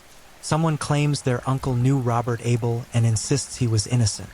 Another user argues passionately for Clyde Hedrick's guilt. A third suggests someone entirely new, a name that's never been publicly connected to the case. These discussions happen in the shadows of the internet, passionate strangers united by morbid curiosity and a genuine desire to see justice served. Some true crime enthusiasts have visited the field, taking photos that they post online. These images are eerie. Just empty land, scrubby grass, oil rigs in the distance. There's nothing inherently sinister about the location itself. Evil isn't visible. It doesn't announce itself. The field looks like 1,000 other fields across Texas, which somehow makes it more disturbing. Anywhere could be a killing field. Everywhere is potentially dangerous. The psychological impact on the community extends beyond those directly connected to victims. Women who were teenagers in League City during the 1980s and 1990s carry the fear with them still. They remember their parents' warnings, the curfews that suddenly became stricter, the palpable sense that something predatory was moving through their town. Some of them left League City as adults, unable to shake the association with murder. Others stayed but never quite felt safe, always looking over their shoulders, always aware of the darkness that once visited here. Men in the community bear a different burden. Those who were young men during the murders sometimes faced suspicion simply for existing in the right age range and geographic area. Being questioned by police, even as a witness or for routine elimination, leaves psychological scars. The knowledge that you could be suspected of something so monstrous, based on nothing but proximity, is corrosive to trust and community bonds. The case has also impacted how law enforcement operates. The failures and frustrations of the Killing Fields investigation led to changes in how Texas handles missing persons and unidentified remains. Better coordination between jurisdictions, faster DNA analysis, more resources devoted to cold cases. These improvements emerged partly because the Killing Fields demonstrated the cost of inadequate response. The National Missing and Unidentified Persons System, NAMUS, was created in 2007, providing a centralized database where information about missing persons and unidentified remains can be shared across jurisdictions. If NAMUS had existed in the 1980s, Audrey Cook might have been identified in days rather than decades. Jane and John Does across the country might have gotten their names back faster. But these improvements, while significant, are cold comfort to the families still waiting for answers about who killed their daughters, their sisters, their friends. There's something uniquely painful about unsolved murders. When someone is killed and the murderer is caught, tried, and convicted, there's a sense of completion. The arc of the story reaches an endpoint. Justice may not bring the victim back, but it provides closure, a final punctuation mark. Unsolved murders lack that endpoint. The story never finishes. The wound never fully scars over. Every birthday, every holiday, every anniversary of the disappearance or the discovery of remains. These days tear the wound open fresh. Tim Miller has lived in this state of permanent wound for 4 decades. Heidi Fai's family has endured it for 41 years. The families of all 30-plus victims along the I-45 corridor carry this burden, some for even longer. Grief that never gets to transform into something else, that stays raw and present generation after generation. Some families have fractured under the weight. Marriages don't survive the stress of a child's unsolved murder. Siblings drift apart, unable to bear each other's pain or disagreeing about how to honor the victim's memory. Parents age rapidly, the physical toll of prolonged grief visible in their faces, their posture, their exhausted eyes. But other families have found strength in solidarity. The Killing Fields families support each other, a community of the traumatized who understand each other in ways no one else can. They attend vigils together. They pressure politicians together.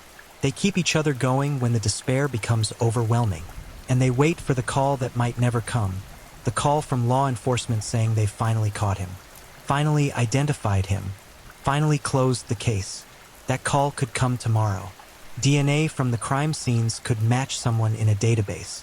A witness could finally come forward after decades of silence.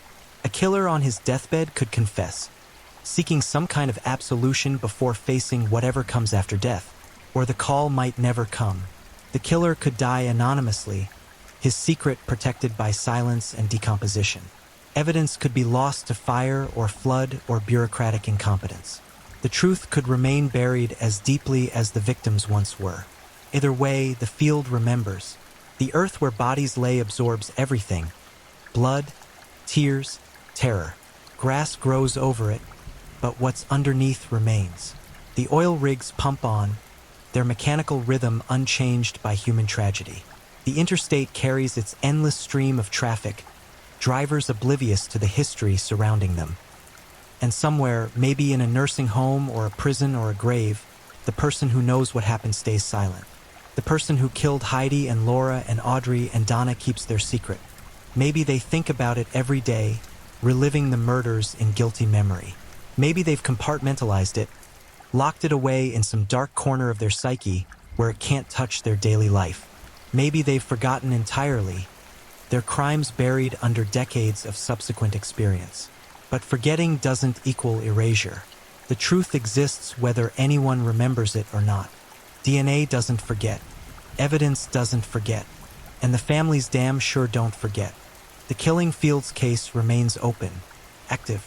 Investigators still assigned to it, though it's not their only case. The files sit in storage, boxes and boxes of witness statements, crime scene photos, DNA samples, theories written and discarded and sometimes reconsidered. The case file for Laura Miller alone is over 1,000 pages. Multiply that across 4 confirmed victims and 30-plus possible connected cases, and you have a mountain of information, an overwhelming Everest of data that somehow still doesn't point conclusively to anyone.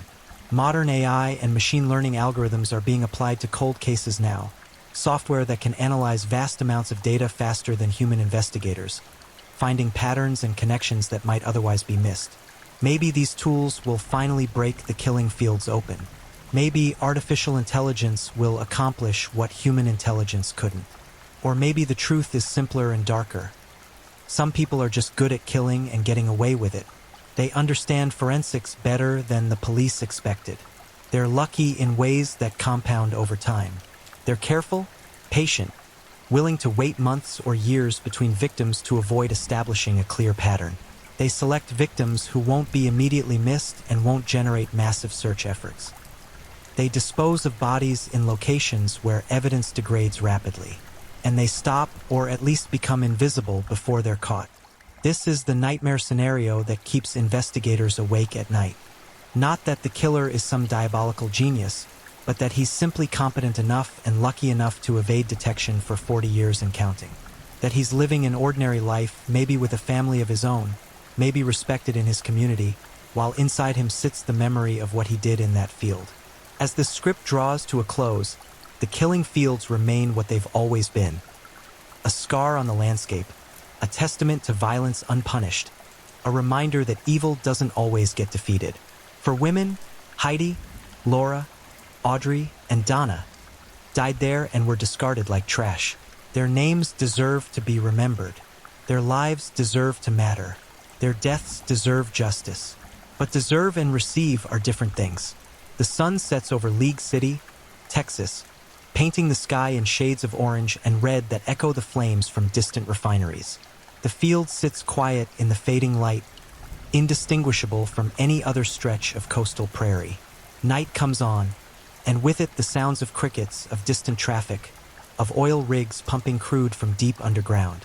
The highway stretches on, connecting Houston to Galveston, ferrying millions of travelers each year past the spot where nightmares became real.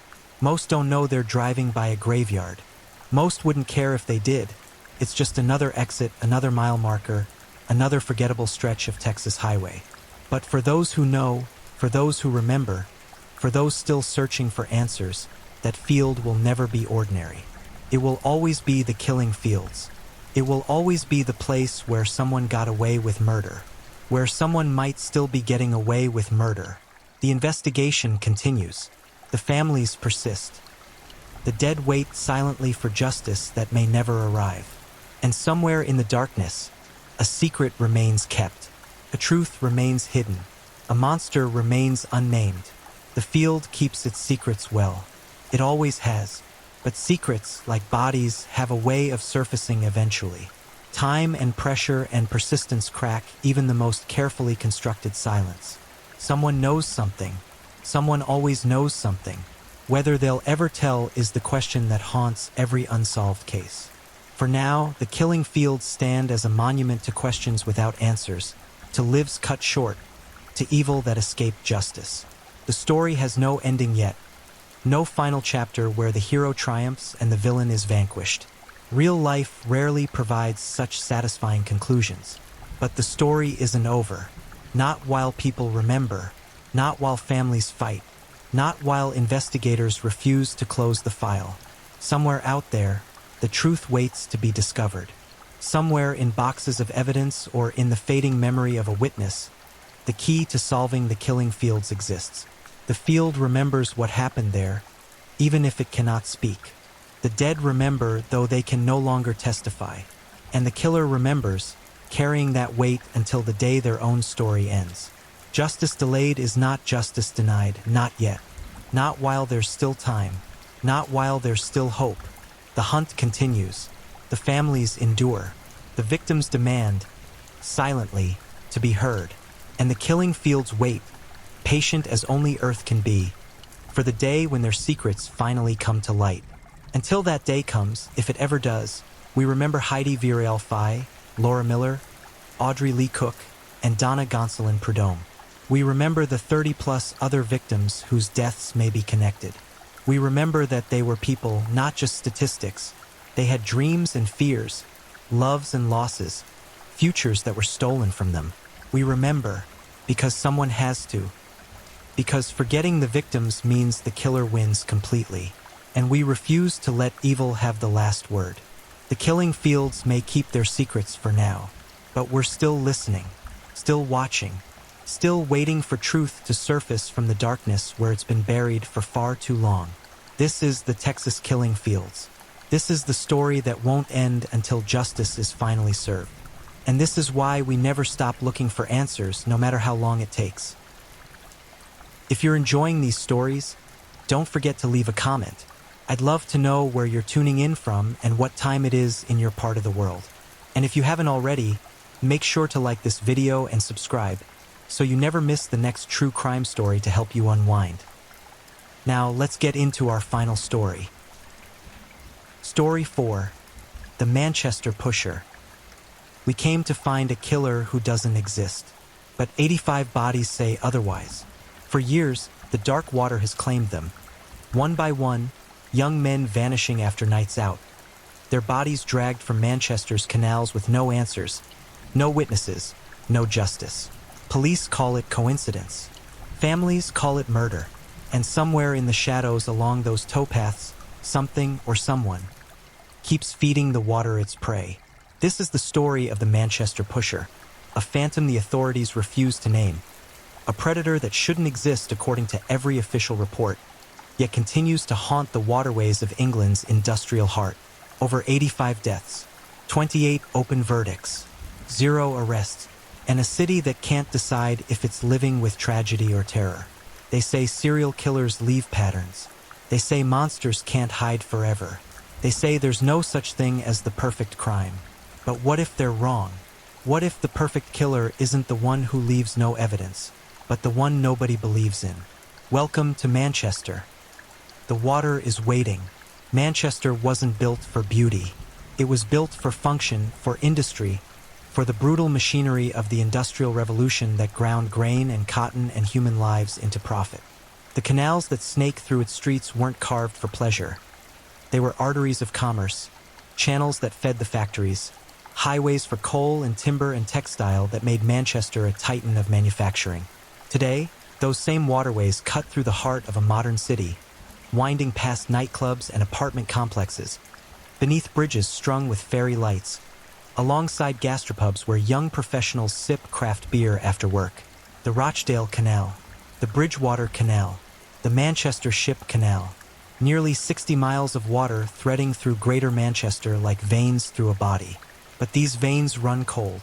Between 2008 and 2016, 85 bodies were pulled from these canals. 85 lives that ended in murky water, faces down, lungs filled with the same channels that once powered an empire. 72 of them were men. Most were young. Many had been out drinking the night they disappeared. All of them died within a few miles of each other, in a concentrated area of urban waterway that suddenly became, statistically speaking, one of the deadliest stretches of canal in the United Kingdom. The pattern was impossible to ignore. Friday nights, Saturday nights, young men, often in their 20s and 30s, vanishing between the nightclub and home. Hours later, sometimes days, sometimes weeks, their bodies surfaced, bloated, damaged by time in the water, offering few clues about what happened in those final moments. David Plunkett was 21 when he went missing in April 2004. He'd been out with friends in Manchester city centre, celebrating, drinking, doing what thousands of young people do every weekend. Surveillance footage caught him near a canal towpath around 2 a.m. He was alone, walking steadily, not stumbling or falling. Then the footage ended and David was gone. His body was found in the Bridgewater Canal 3 days later. The inquest returned an open verdict. Cause of death, drowning. But how David ended up in the water remained, officially, unexplained. His family couldn't accept it. David was a strong swimmer. He wasn't depressed. He wasn't suicidal. And the place where he entered the water had railings, barriers, obstacles that made an accidental fall seem unlikely. Something didn't add up. Something felt wrong. But David's death was filed away as a tragedy, an accident, one of those unfortunate things that happen when alcohol and water mix on a dark night. Then it happened again, and again, and again.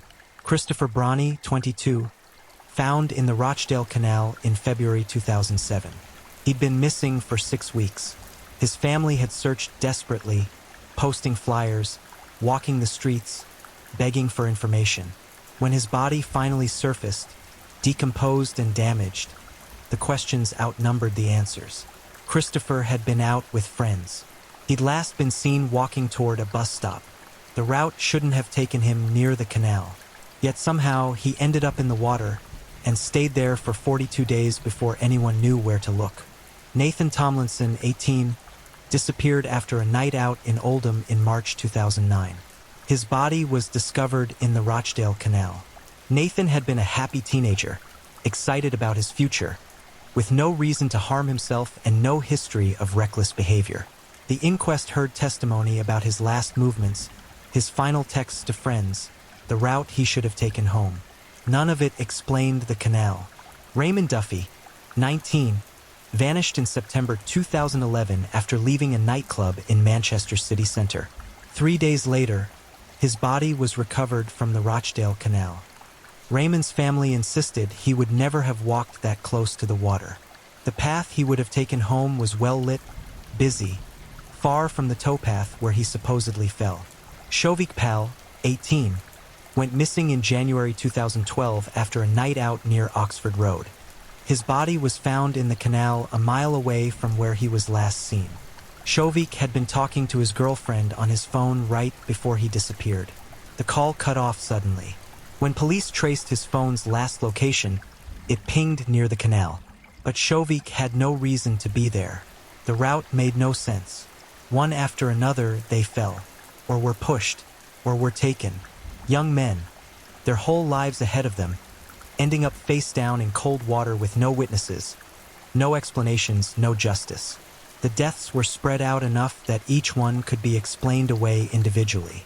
Drunken accident, tragic misstep, unfortunate timing. But when you lined them up, when you looked at the sheer number of young men dying in the same handful of canals over the same period of years, a different picture emerged. This was either an epidemic of carelessness, an entire generation of young men suddenly forgetting how to avoid falling into water, or something far darker was at work. The families of the dead started to talk to each other. They formed support groups. They compared notes. And they began to see what the police apparently couldn't. A pattern. The deaths clustered around particular areas. They happened at similar times, late at night, early morning, when the streets were empty and the towpaths were dark. The victims were demographically similar, young, male, often after drinking, but not always drunk enough to lose basic motor control. And there were details that didn't fit the accident narrative.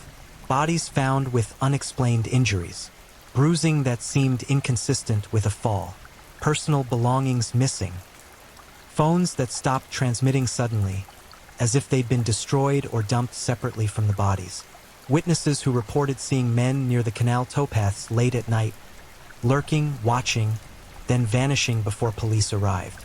By 2015, the whispers had become a roar.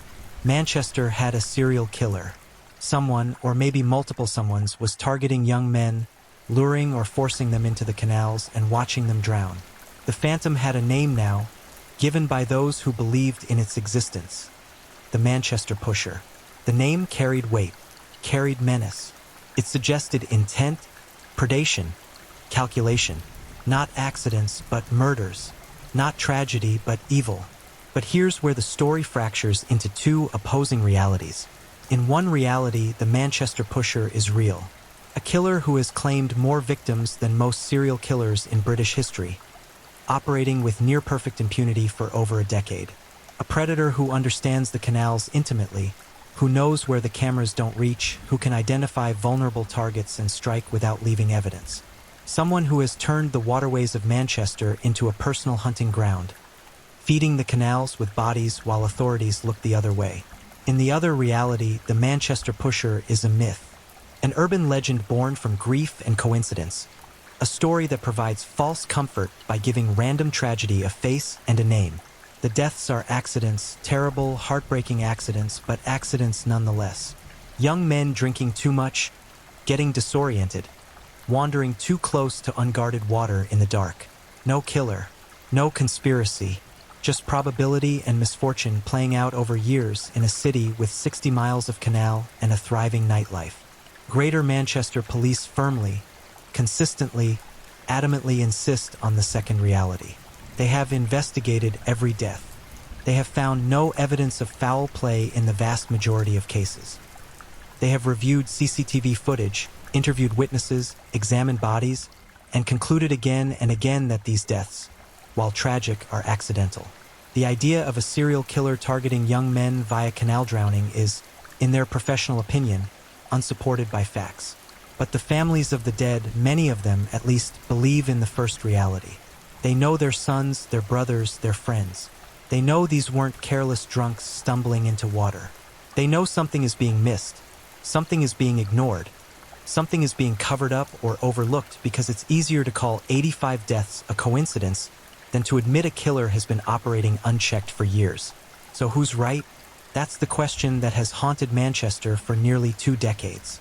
That's the mystery that refuses to die, even as the body count rises. That's the terror that lurks in the back of every parent's mind when their son goes out for a night in the city. Because whether the Manchester Pusher is real or imagined, one thing is undeniable. The water keeps taking them. Young men keep disappearing. Bodies keep surfacing, and somewhere in the gap between what the police say and what the families believe, the truth is drowning. The canals of Manchester were built to carry goods, to transport coal and cotton and commerce. But for the past 16 years, they've been carrying something else. Bodies, secrets, questions that have no answers. And maybe, just maybe, a killer who doesn't exist. The dead cannot testify, but the patterns they leave behind tell stories that the living must interpret. And in Manchester, those patterns have been screaming for attention. Canal Street is one of Manchester's most famous nightlife districts, the heart of the city's gay village, a vibrant quarter packed with bars, clubs, and restaurants that pulse with life every weekend. It's also where 9 of the canal deaths occurred, a concentration that some believe points to a targeted predator hunting a specific community. Others argue it's simple geography. Canal Street runs directly alongside the Rochdale Canal, and drunk people leaving nightclubs in the area have always been at risk of ending up in the water. But 9 deaths in one relatively small area? That's harder to dismiss as coincidence. One of those 9 was Kevin Fitzpatrick, a 23-year-old from Wigan who'd been out celebrating a friend's birthday in December 2011.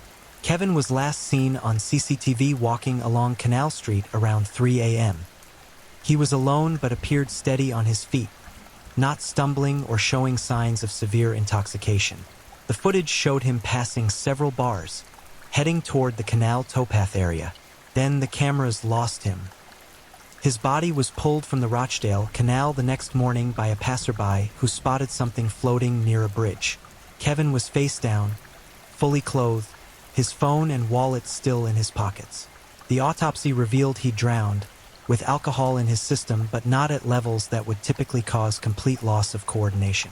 The inquest heard from Kevin's friends, who insisted he was happy, well-adjusted, and not the type to take unnecessary risks. The coroner returned an open verdict.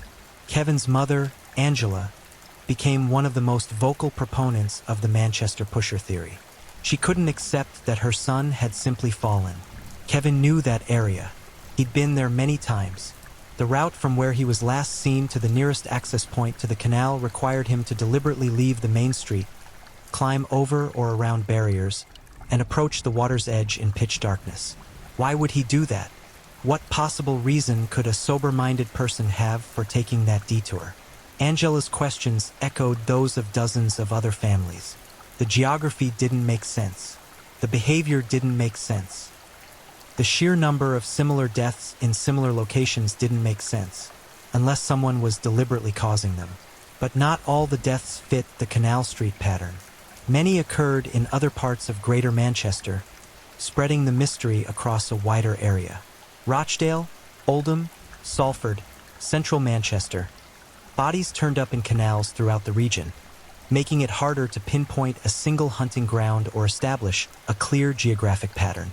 Jordan Moazami's case is particularly disturbing. Jordan was a 28-year-old from London who was visiting Manchester for a friend's birthday in March 2015. He'd been out at a club in the city centre and was last seen on CCTV around 2 a.m., walking alone on a street near the canal. Jordan appeared agitated in the footage, looking over his shoulder several times as if aware of being followed. Then he turned a corner and disappeared from the cameras. 2 weeks later, his body was found in the Rochdale Canal, miles from where he was last seen. The decomposition made determining an exact cause of death difficult, but drowning was listed as the primary factor. What made Jordan's case stand out was witness testimony from a homeless man who reported seeing a figure near the canal towpath around the time Jordan went missing. A man in dark clothing who seemed to be watching the path, waiting.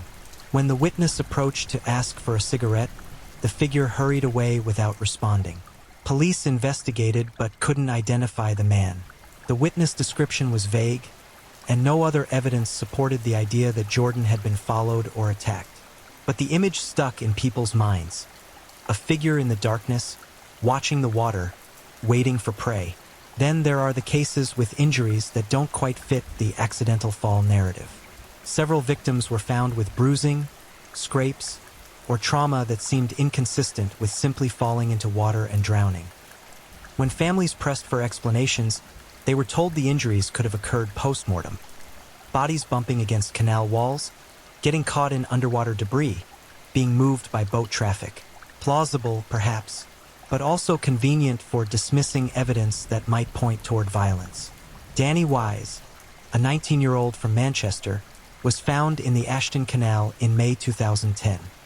His body showed significant bruising on the torso and defensive wounds on his hands, injuries that suggested he'd been in a struggle before entering the water.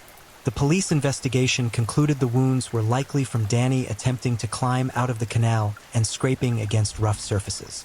But Danny's family pointed out that he was a strong swimmer and an athlete. If he'd fallen in accidentally, why couldn't he simply swim to the edge and pull himself out? Why the desperate struggle? The answer depends on whether you believe in the pusher. If Danny fell in alone, then perhaps he panicked, or the cold water shocked his system, or he misjudged the distance to the edge. Tragic, but explainable. If Danny was pushed, if someone held him under or stamped on his hands as he tried to climb out, a detail that appears in some witness reports and online discussions, then the injuries become evidence of murder. But without witnesses, without video footage of the actual moment of entry into the water, without forensic evidence that conclusively proves violence, the cases remain open. Unexplained, officially accidental or undetermined. One detail that appears again and again in family testimonies is how out of character the canal routes were. These weren't young men who regularly walked along towpaths. These weren't people who had any reason to be near the water. The canals were off their normal routes home, away from well-lit streets and bus stops, requiring deliberate detours that made no logical sense. Unless they were following someone, unless they were being chased, unless they were being lured. In 2018, a cyclist reported being pushed into a canal near Old Trafford by an unknown assailant. The cyclist survived, managed to climb out, and immediately reported the attack to police. He described the attacker as male, average height, wearing dark clothing with a hood pulled up. The attacker had approached from behind, shoved hard, and then fled before the cyclist could get a good look at him. Police investigated but never identified a suspect. The case went cold. The incident sent chills through the community because it seemed to validate what families had been saying for years. Someone was pushing people into canals. This wasn't theory anymore. This wasn't urban legend. This was documented assault with a surviving victim. But one attempted push doesn't prove a serial killer.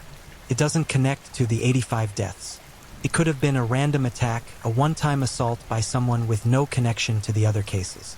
Or it could have been the pusher making a rare mistake, choosing a victim who was strong enough, fast enough, lucky enough to survive. The truth is, we don't know. And that uncertainty is perhaps the most terrifying aspect of the Manchester pusher case. We're left with fragments of evidence that point in multiple directions, eyewitness accounts that may or may not be reliable, and official assurances that contradict the lived experiences of dozens of families. What we do know is this: 85 people died in Manchester's canals between 2008 and 2016. 28 of those deaths resulted in open verdicts, meaning the coroner could not definitively determine how the person ended up in the water. All 28 remain officially unexplained. If even a quarter of those unexplained deaths were actually murders, we're looking at a killer with 7 victims, enough to classify as a serial killer by FBI standards. If half were murders, we're looking at 14 victims, putting the Manchester pusher in the same category as some of Britain's most notorious killers. If all 28 were murders, we're looking at a predator who has operated with near-total impunity for nearly a decade, racking up a body count that would make them one of the most prolific serial killers in modern British history. But that's only if you count the open verdicts. Many families believe the actual number of murders is much higher, that deaths ruled accidental were actually homicides, that the pusher's victim count includes many of the 85, not just the unexplained 28. If that's true, then Manchester has been living with a monster for 16 years and counting. A monster that hunts along dark towpaths, that knows every blind spot in the city's surveillance network, that can strike without leaving evidence, without creating witnesses, without triggering a manhunt. A ghost who kills in plain sight and vanishes into the night, leaving only bodies and questions in their wake. The victims can't tell us what happened, but their numbers tell a story. Their patterns tell a story. Their family's anguish tells a story. Someone or something has been feeding the canals, and the water keeps taking what it's given, swallowing secrets and lives with equal indifference, holding its dead close in the cold darkness until they surface, bloated and broken, offering no answers, only more questions. The canals remember, even if Manchester wants to forget. If the Manchester pusher is real, they are a patient killer, a strategic killer, a killer who understands the geography of murder in ways that most predators never achieve. Serial killers leave patterns, and those patterns eventually betray them. They have preferred victim types, preferred killing methods, preferred dumping grounds. They escalate. They get sloppy. They crave recognition. They want to be caught, at least on some subconscious level, because the part of them that remains human can't bear the weight of what they've become. But the Manchester pusher, if they exist, has shown none of these typical behaviors. The victim pool seems almost random. Different ages, different backgrounds, different neighborhoods, different nights. Some were drunk. Others were barely intoxicated. Some knew the canal areas well. Others were visitors to Manchester. Some disappeared in winter, others in summer. The only consistent factors are gender, mostly male, age range, mostly 20s and 30s, and cause of death, drowning in canals. That randomness is either evidence that there is no killer, that we're seeing natural variation in accidental deaths, or evidence that the killer is extraordinarily sophisticated, deliberately avoiding patterns that would trigger a police investigation. Consider the logistics of what the pusher would need to accomplish to remain undetected for 16 years. Manchester city centre is blanketed with CCTV cameras. Every major street, every business district, every public space is monitored. Yet in case after case, the victims were seen on camera right up until they reached areas near the canal, and then the footage went dark. The cameras couldn't capture the crucial moments. The angles were wrong, or the lighting was insufficient, or the victims moved into blind spots that shouldn't exist. Is that luck? Or is that knowledge? A killer who understood Manchester's surveillance infrastructure could theoretically identify gaps in coverage. They could map out the blind spots, the areas where cameras don't reach or don't function properly. They could learn to herd victims toward those areas, or to lie in wait there, knowing they'd be invisible. It would require extensive reconnaissance, careful planning, and nerves of steel, but it's not impossible. The canal towpaths themselves offer natural advantages for a predator. Many sections are poorly lit, especially late at night when maintenance lights fail or are vandalized. The paths run behind buildings, away from main streets, creating isolated corridors where someone could operate without interruption. The water provides a ready-made disposal method. No need to transport a body, no need to dig a grave, no need to worry about decomposition attracting attention. Push someone in, watch them drown, walk away. The canal does the rest, and drowning is a relatively quiet death. Unlike stabbings or shootings, drowning doesn't create blood spatter, doesn't produce screams that carry far, doesn't leave obvious forensic evidence. If the victim is intoxicated or disoriented, they might not even fight back effectively. They might struggle, thrash, gasp for air, but in the darkness, with no witnesses, their final moments pass unnoticed. By morning, they're just another body in the water, another tragedy, another accident. But who would do this? What kind of person spends their nights hunting along canal towpaths, waiting for opportunities to kill? Profilers would likely describe the Manchester pusher as organized, patient, and risk-averse. They're not impulsive. They don't act out of passion or rage. They plan. They wait. They strike only when conditions are perfect. This suggests someone with above-average intelligence, someone who can control their urges long enough to ensure they won't be caught. Possibly someone with a background that gives them insights into police procedure, security systems, or criminal investigation. Or simply someone who has spent years learning through experience, refining their method with each kill until it became nearly flawless. The gender of the victims suggests a male killer, though that's not certain. Statistics show that most serial killers who target adult men are themselves male. But there have been exceptions, female killers who used manipulation, poison, or environmental hazards rather than brute force. Could a woman be the Manchester pusher? It's possible, especially if the killing method relies more on surprise and opportunity than physical overpowering. Some theorists have suggested the pusher might be someone with an official reason to be near the canals late at night: a worker, a maintenance person, a security guard. Someone whose presence wouldn't seem suspicious even at 2 or 3 a.m. Someone who could approach potential victims without triggering alarm, perhaps offering help or directions before striking.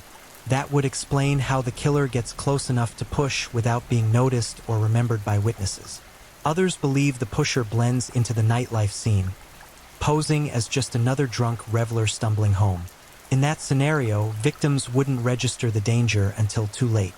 The killer could follow someone for blocks, waiting for the right moment, and the victim would never think twice about the person walking behind them because everyone's walking home at that hour. It's not until they reach the canal, until they feel the hands on their back, that they realize they're not alone. And by then, it's too late. There's also the possibility of multiple killers. What if the Manchester pusher isn't one person but 2 or 3 or more? A group that hunts together, or a loose network of individuals who share a compulsion? That would explain some of the geographic spread and the variation in victim types. Different killers operating in different areas, all using the same method. It sounds far-fetched, but history has shown us examples of killer pairs and murder clubs. It's not impossible. What's perhaps most chilling is the idea that the pusher might not be a stranger lurking in shadows. Several cases involved victims who were separated from their friends shortly before disappearing.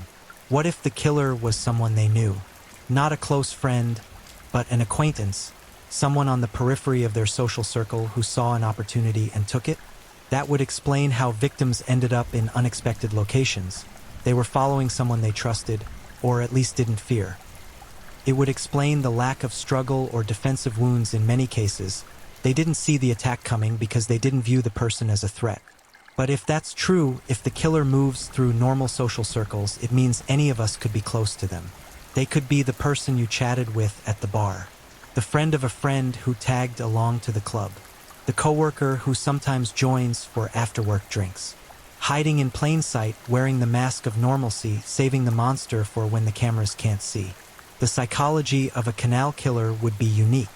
Most serial killers have specific motivations: sexual gratification, power and control, a response to perceived injustice, religious delusion, or pure psychopathy. But what motivation fits canal drownings? There's no sexual component that investigators have found. The kills aren't prolonged or torturous, they're relatively quick. There's no obvious message or ritual behavior. The victims aren't taken, aren't held captive, aren't posed or displayed in meaningful ways. They're simply pushed into water and left to drown. One theory suggests the pusher derives satisfaction from the act of pushing itself, the moment of control, the flash of power when they decide who lives and dies. The drowning is incidental. What matters is the push, the choice, the godlike ability to end a life with a single shove. If true, that would classify the killer as a power-assertive type, someone who kills to affirm their dominance and control over others. Another theory posits that the pusher hates their victims for what they represent: youth, freedom, happiness, things the killer may feel they've been denied. The victims are out enjoying life, drinking, laughing, living without fear. The killer resents that. The killer wants to punish that. So they take it away, sending those young lives into cold water, extinguishing their joy, their futures, their potential. It's a murder of envy, of resentment, of spite. Or maybe there's no deep psychology at all. Maybe the killer just enjoys killing, and canals are convenient. Maybe they started with one accidental encounter, a shove during an argument, a body in the water, the sudden realization that they'd gotten away with it, and then couldn't stop. Each kill easier than the last. Each body adding to a tally that exists only in the killer's mind. 16 years of practice, 85 opportunities, and still no one stops them. Because here's the darkest possibility of all. What if the Manchester pusher is still active? What if the pattern didn't end in 2016, but continues to this day, only now we're not counting anymore? What if there are victims we don't know about yet? Bodies that haven't surfaced, families that are just beginning to wonder why their son hasn't come home. The canals are still there. The nightlife is still there. The dark towpaths are still there, exactly as they were when the killing started. If the pusher was never caught, was never even seriously hunted, what's to stop them from continuing? In 2018, after the documentary The Manchester Pusher renewed public attention on the case, Greater Manchester Police issued a statement firmly denying the existence of a serial killer. They pointed to their thorough investigations, their lack of evidence supporting foul play, their expert conclusions that the deaths were accidents. They urged the public not to spread unfounded theories that caused additional pain to grieving families. But conspicuously absent from their statement was any discussion of prevention. If these were truly just accidents, shouldn't there be a massive public safety campaign? Shouldn't there be better lighting, more railings, increased patrols along the towpaths? Shouldn't there be warning signs, sobering stations, barriers to prevent intoxicated people from getting too close to the water? Some improvements were made. Additional lighting in certain areas, some new fencing, increased police presence during peak nightlife hours. But families argue it's not enough. They argue that if 85 people had died in car accidents at the same intersection, that intersection would be completely redesigned, traffic patterns would be changed, warning systems would be installed. But because these deaths happened in water, because they can be dismissed as personal responsibility, because acknowledging a pattern means acknowledging failure, nothing substantial changes.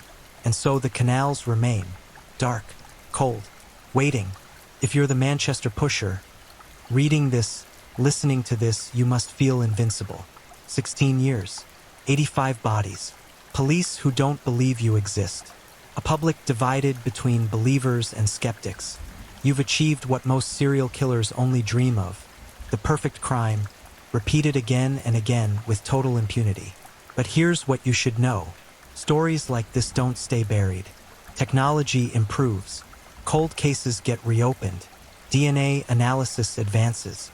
Eventually, someone talks, someone remembers, someone finds the piece of evidence that everyone else missed. Eventually, the water gives up its secrets. And when that happens, when your name finally becomes known, when the mask comes off and the monster is revealed, the city will remember. Manchester will remember. The families will remember. The canals never forget what they've been fed. And someday, neither will we. Manchester lives with a schism, a crack running through its collective consciousness that shows no signs of healing. On one side stand those who believe the pusher is real, families of the dead, conspiracy theorists, true crime enthusiasts, and citizens who trust their instincts over official explanations.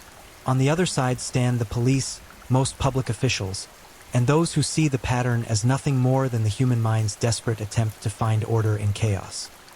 This divide isn't just about a criminal case.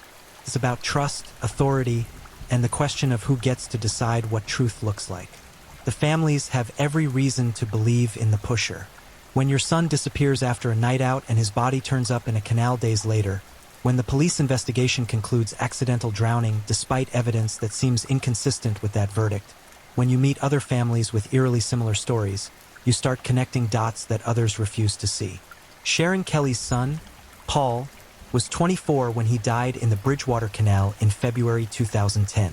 Sharon has spent the last 15 years fighting for answers. She's met with police repeatedly, attended inquests, joined support groups with other grieving families, and dedicated countless hours to researching every detail of her son's death. She knows Paul's case better than anyone, has memorized every piece of evidence, every witness statement, every photograph from the scene, and she's absolutely convinced Paul was murdered. Paul wasn't drunk when he died. Toxicology reports showed his blood alcohol was below the legal limit for driving. He was a cautious person, not prone to taking risks. He knew the area well. He'd walked those streets hundreds of times. The place where he supposedly entered the water was behind a fence, requiring him to deliberately climb over an obstacle to reach the canal edge. Why would he do that? What possible reason would Paul have for climbing a fence to access a dark towpath at 3 a.m. when his route home was in the complete opposite direction? Sharon has theories. She believes Paul might have been chased, forced toward the canal to escape an attacker. Or perhaps he was lured, told there was a shortcut or that someone needed help. Or maybe he was simply grabbed, dragged to the water's edge, and held under until he stopped fighting. All of these scenarios make more sense to her than the official version, which requires believing Paul spontaneously decided to do something completely out of character for no reason whatsoever. But when Sharon presents these theories to police, she's met with sympathy and stonewalling in equal measure. They feel for her loss, they say. They understand her need for answers, they say. But the evidence doesn't support foul play, they say. They've investigated thoroughly, they say. Sometimes, they say, accidents are just accidents, and no amount of wanting there to be an explanation will create one. That response enrages families like Sharon's. From their perspective, the police aren't investigating, they're dismissing. They're not looking for a killer because acknowledging a killer means acknowledging failure. It means admitting that dozens of murders happened on their watch, that a serial killer operated freely in their jurisdiction, that they missed something obvious. It's easier, the families believe, for police to maintain that these were accidents than to open a massive murder investigation that might reveal systemic incompetence. The police, for their part, have a different perspective. They've investigated these deaths extensively. They've reviewed CCTV footage from every available camera. They've interviewed hundreds of witnesses. They've performed autopsies on every body. They've consulted with drowning experts, forensic specialists, and criminal profilers. And the conclusion they've reached, based on evidence rather than emotion, is that the vast majority of these deaths were accidents. Detective Chief Inspector Pete Marsh, who handled several of the canal death investigations, gave an interview in 2016 where he addressed the pusher theory directly.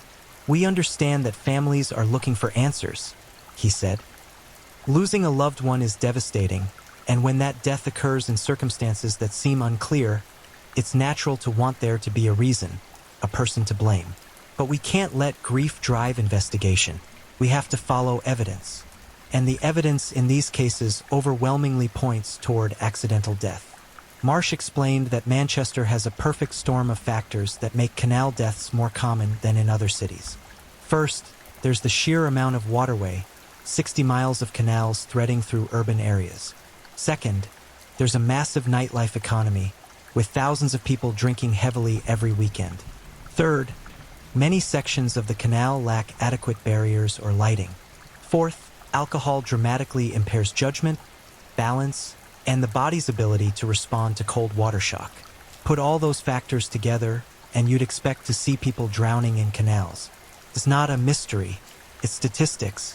If there was a serial killer, Marsh continued, we'd see evidence. We'd see defensive wounds that couldn't be explained by post-mortem damage. We'd see witness reports that aligned. We'd see patterns in victim selection that went beyond young men who'd been drinking. We'd see something, and we don't. What we see is exactly what you'd expect to see if these were accidents. But Marsh's assurances haven't satisfied everyone. True crime communities online have dissected every case, creating massive spreadsheets tracking victim details, death locations, and suspicious circumstances. Reddit threads with thousands of comments debate the evidence, with users pointing out what they see as glaring inconsistencies in police explanations. One frequently cited anomaly is the smiley face connection. In the United States, a theory emerged in the late 1990s about a series of drowning deaths of young men near bodies of water, with some crime scenes featuring graffiti of smiley faces. Detectives Kevin Gannon and Anthony Duarte investigated dozens of these deaths and concluded they were connected murders by a network of killers. The theory was widely dismissed by law enforcement but gained traction online. Some Manchester pusher believers point to similar graffiti found near several of the Manchester Canal death sites. Smiley faces spray-painted on walls on bridges near the water. Coincidence? Evidence of a transnational murder network?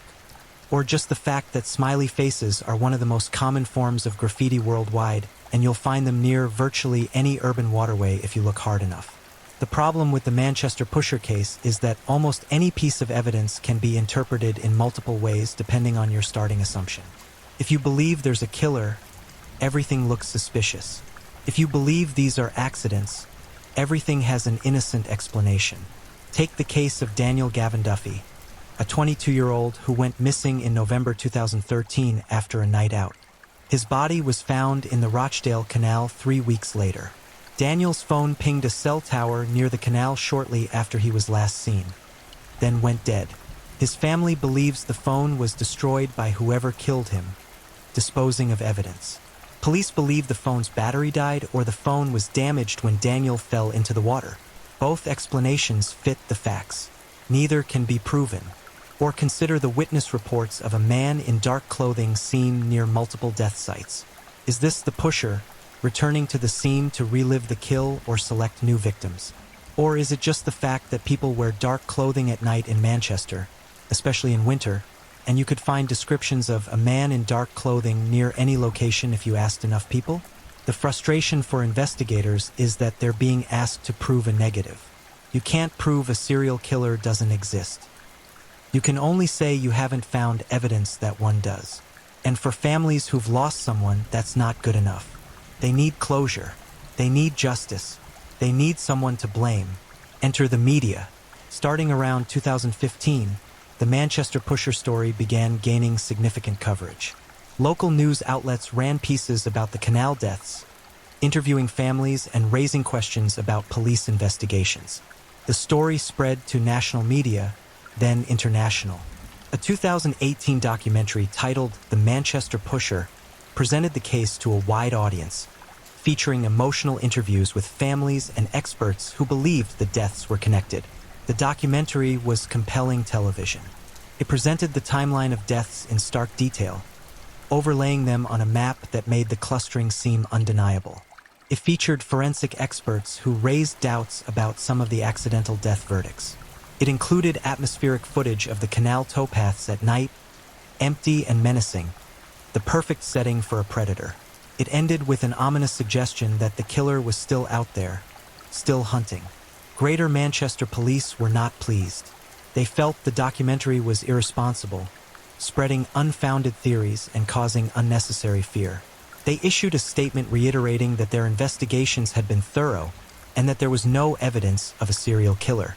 They urged media outlets to be more responsible in their coverage and to consider the impact on families who were trying to move forward. But the documentary had already accomplished something important. It made the Manchester Pusher a household name.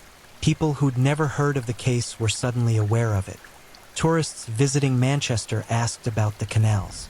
Young men going out for the night made jokes about avoiding the water. The story had escaped local containment and become a cultural phenomenon. And with that cultural attention came renewed scrutiny. Criminologists began publishing academic papers analyzing the Manchester deaths. They compared the statistics to other cities with similar demographics and nightlife cultures. The results were mixed. Some studies suggested Manchester's canal death rate was within normal range when adjusted for population and alcohol consumption. Others found the rate suspiciously high, particularly during the 2008 to 2016 peak period. Dr. Elizabeth Yardley, a criminologist who specializes in serial homicide, examined the Manchester case in detail. Her assessment was nuanced. There are legitimate reasons to question whether all of these deaths were accidental, she said in a 2019 interview.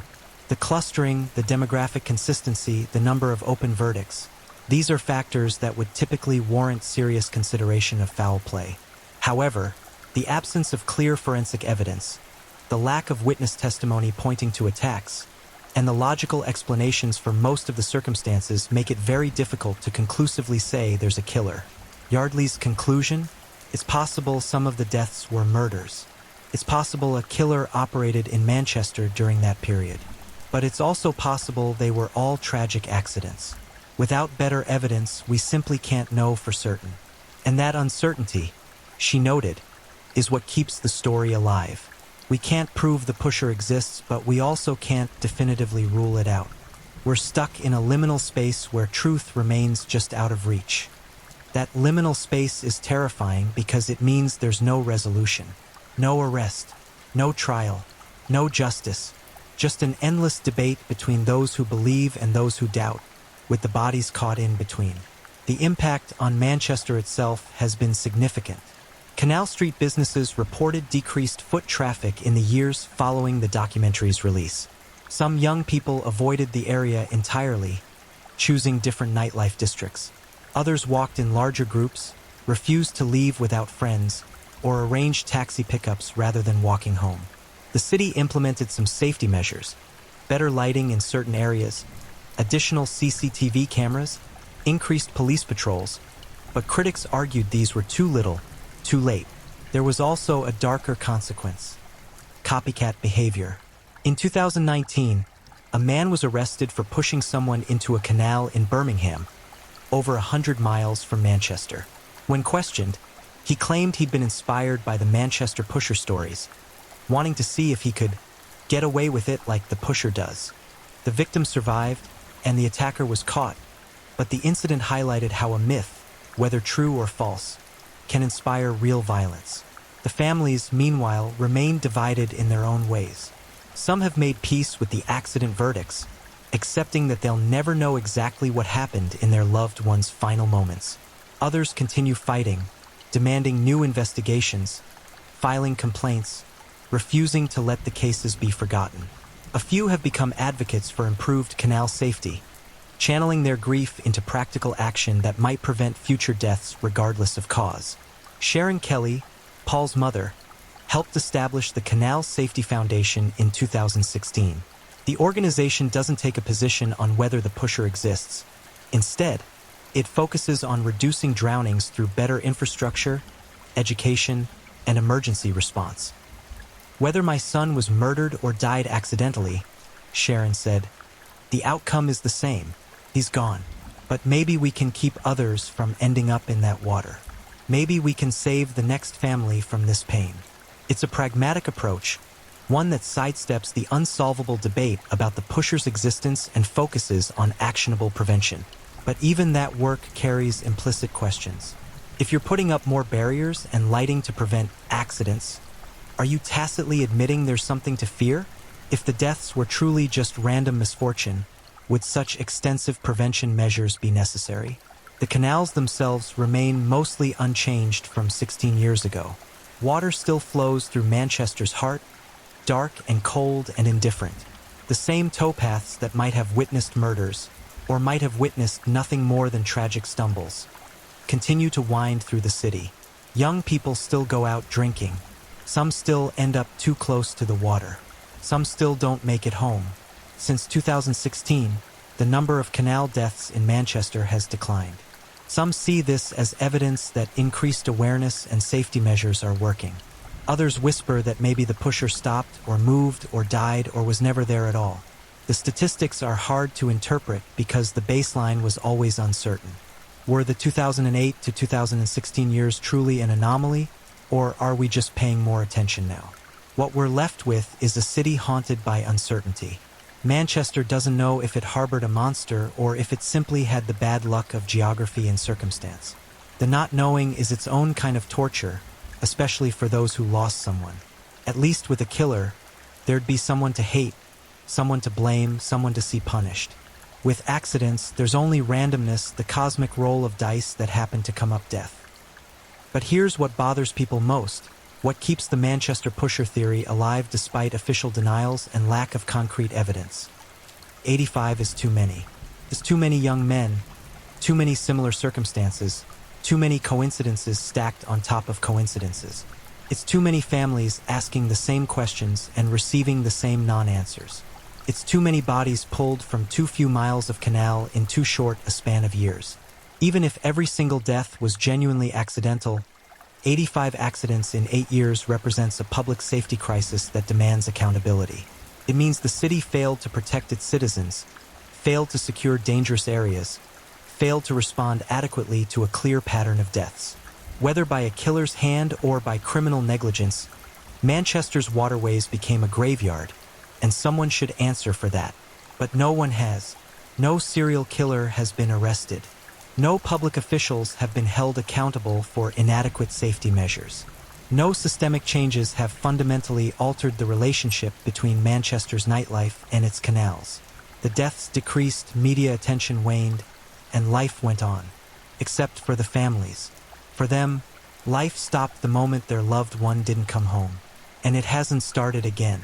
They exist in a perpetual present tense, forever waiting for answers that may never come, forever wondering if the official version is true or if something darker remains hidden. At night, if you walk along Manchester's canal towpaths, you'll find them mostly empty. The occasional cyclist passes, a jogger with headphones, couple walking their dog. The water reflects whatever light reaches it, creating ripples of orange and yellow from the street lamps. It almost looks peaceful, beautiful even in its industrial way. But if you know the stories, if you've heard the names, if you've seen the photographs of 85 young men who ended up in that water, then the canals take on a different character. The darkness seems deliberate. The isolation seems threatening. Every shadow could hide something. Every sound could be footsteps. Every ripple could be where someone entered the water and never came back. Is that paranoia? Or is that vigilance? The answer depends on whether you believe. And in Manchester, belief itself has become the battleground. Believe the police and these were accidents. Believe the families and there's a killer still out there. Believe the statistics and you'll find data supporting either conclusion. Believe your gut and you'll be led astray by cognitive biases that humans can't escape.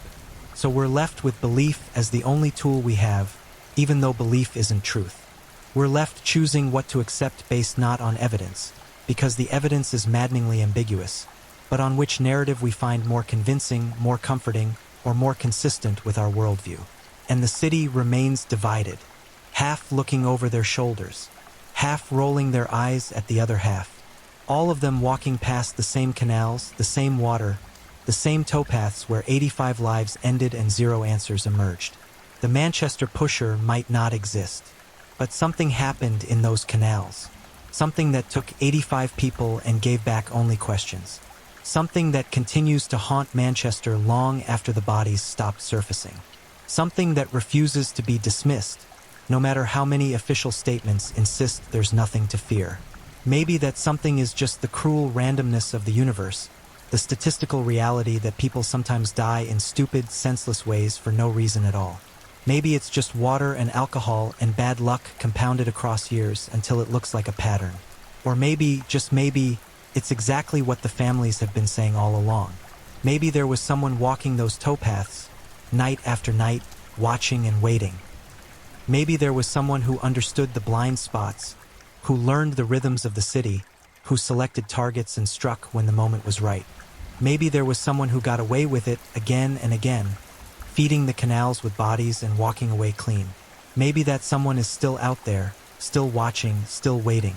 Maybe the water knows the truth. But water doesn't talk. It only takes what it's given and holds it close in the cold darkness, keeping secrets better than any human ever could. The canal flows on. Manchester lives on. The debate rages on. And somewhere in that dark water, or in the shadows along the towpath, or in the gap between what we know and what we fear, the truth waits, just out of reach, eternally drowning.